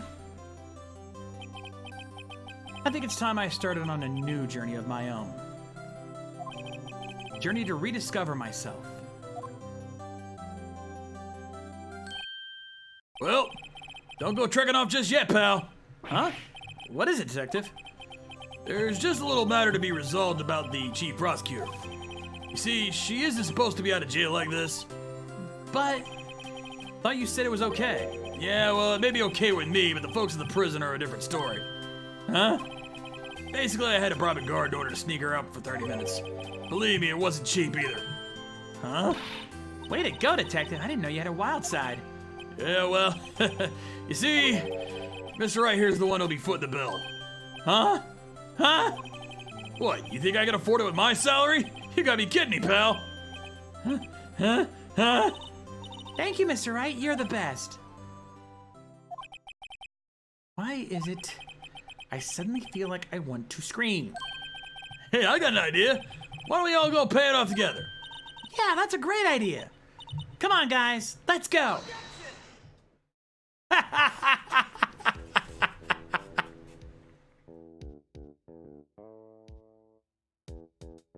Oh.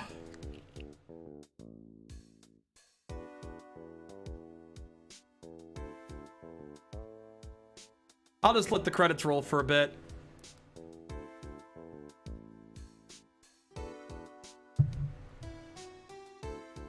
We did it! That is the original Phoenix Wright Ace Attorney!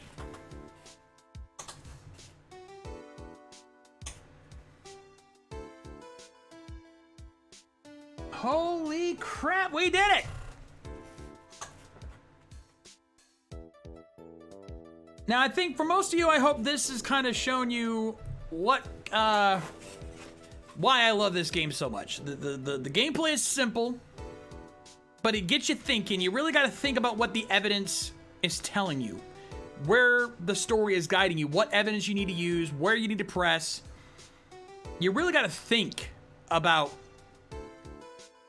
what you need to do in order to solve the case. And what helps with that, in my opinion, is the humor.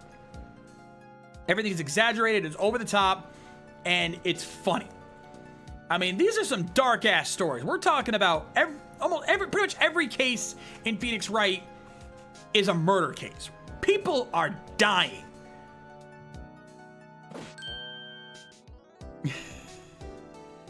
And yet, it never feels as, like, even when things get serious, there's always that tinge of levity to every scene.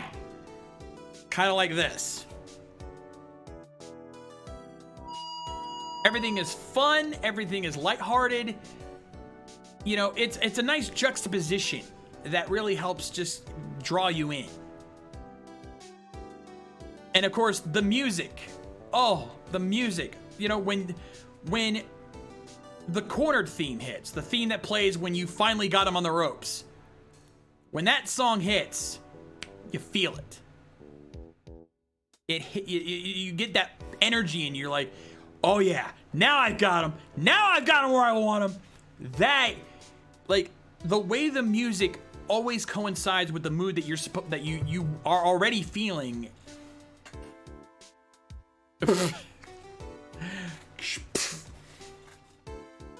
You know, the fact that the music always hits the mood right as you're getting in that zone. You know, just when the twists happen and things start to go a different direction, the music goes right with it. You're feeling it every step of the way.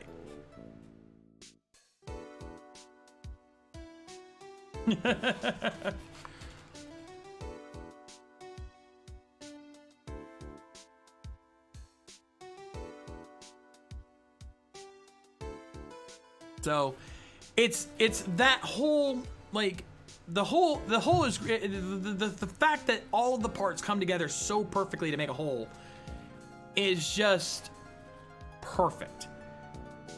Obviously, if you're not a fan of visual novel style games, which normally I'm not, so even if you're not a big fan of visual novels, this is kind of something different from that.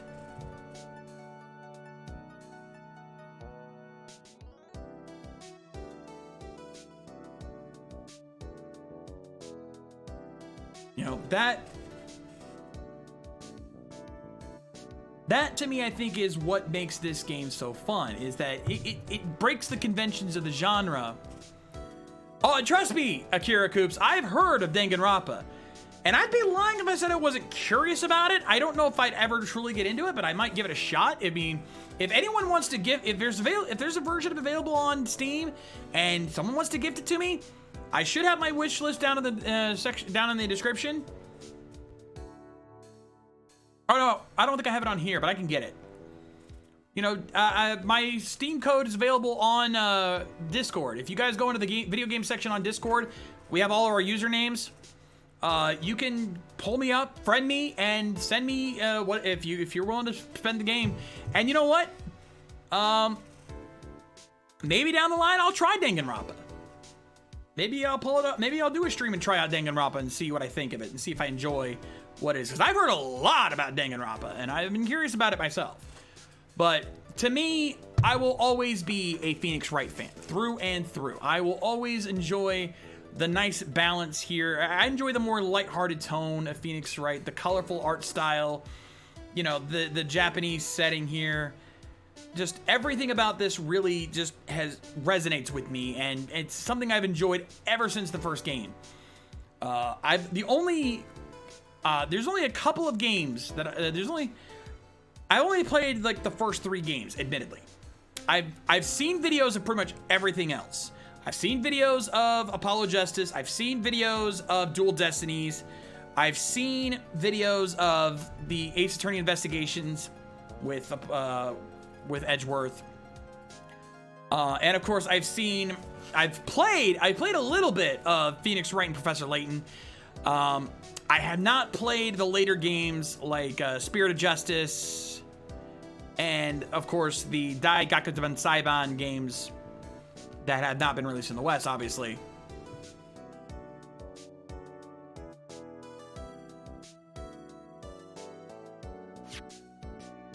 So, but I would love to play any of those.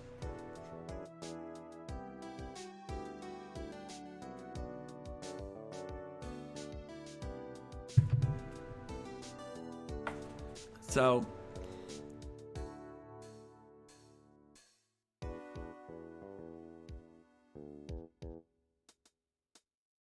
God damn.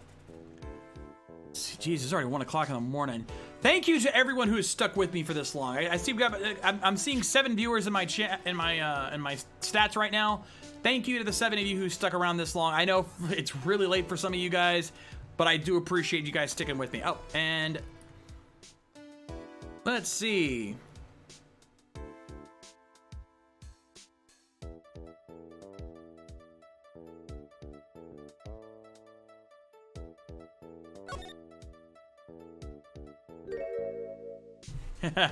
One last little trick.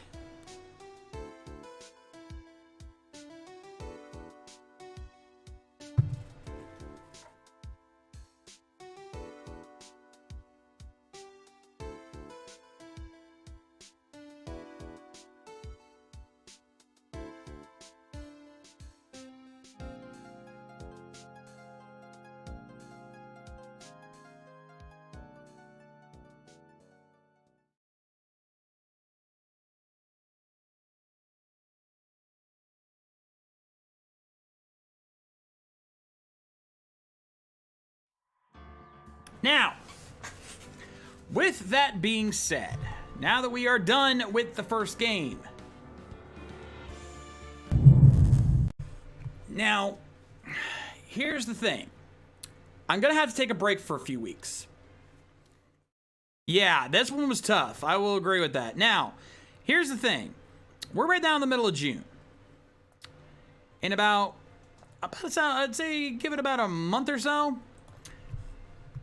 I'm going to have MetroCon coming up. As you guys know, I've been talking about it all over the place.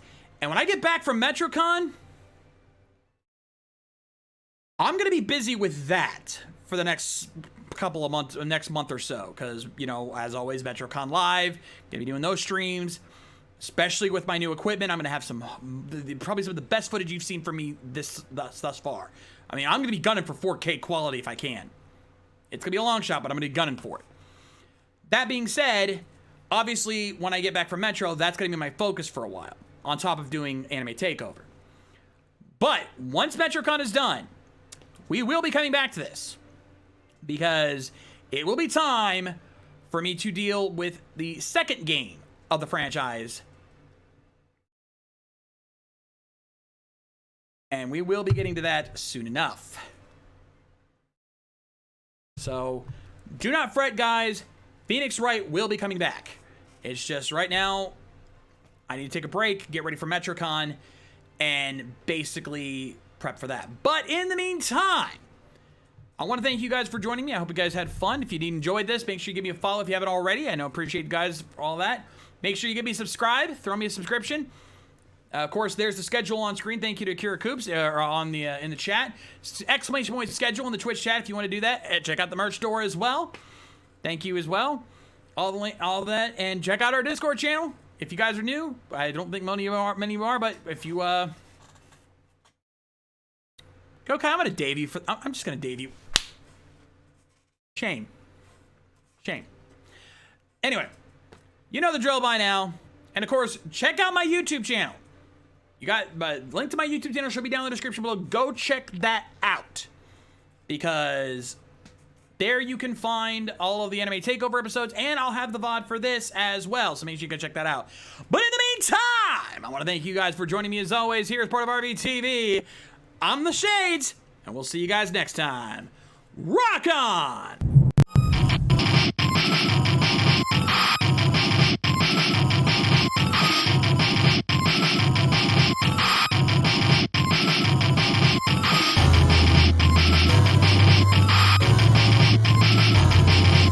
Special thanks to my patrons like Voice and a Frozen Traveler. Subscribe today to make these streams even better.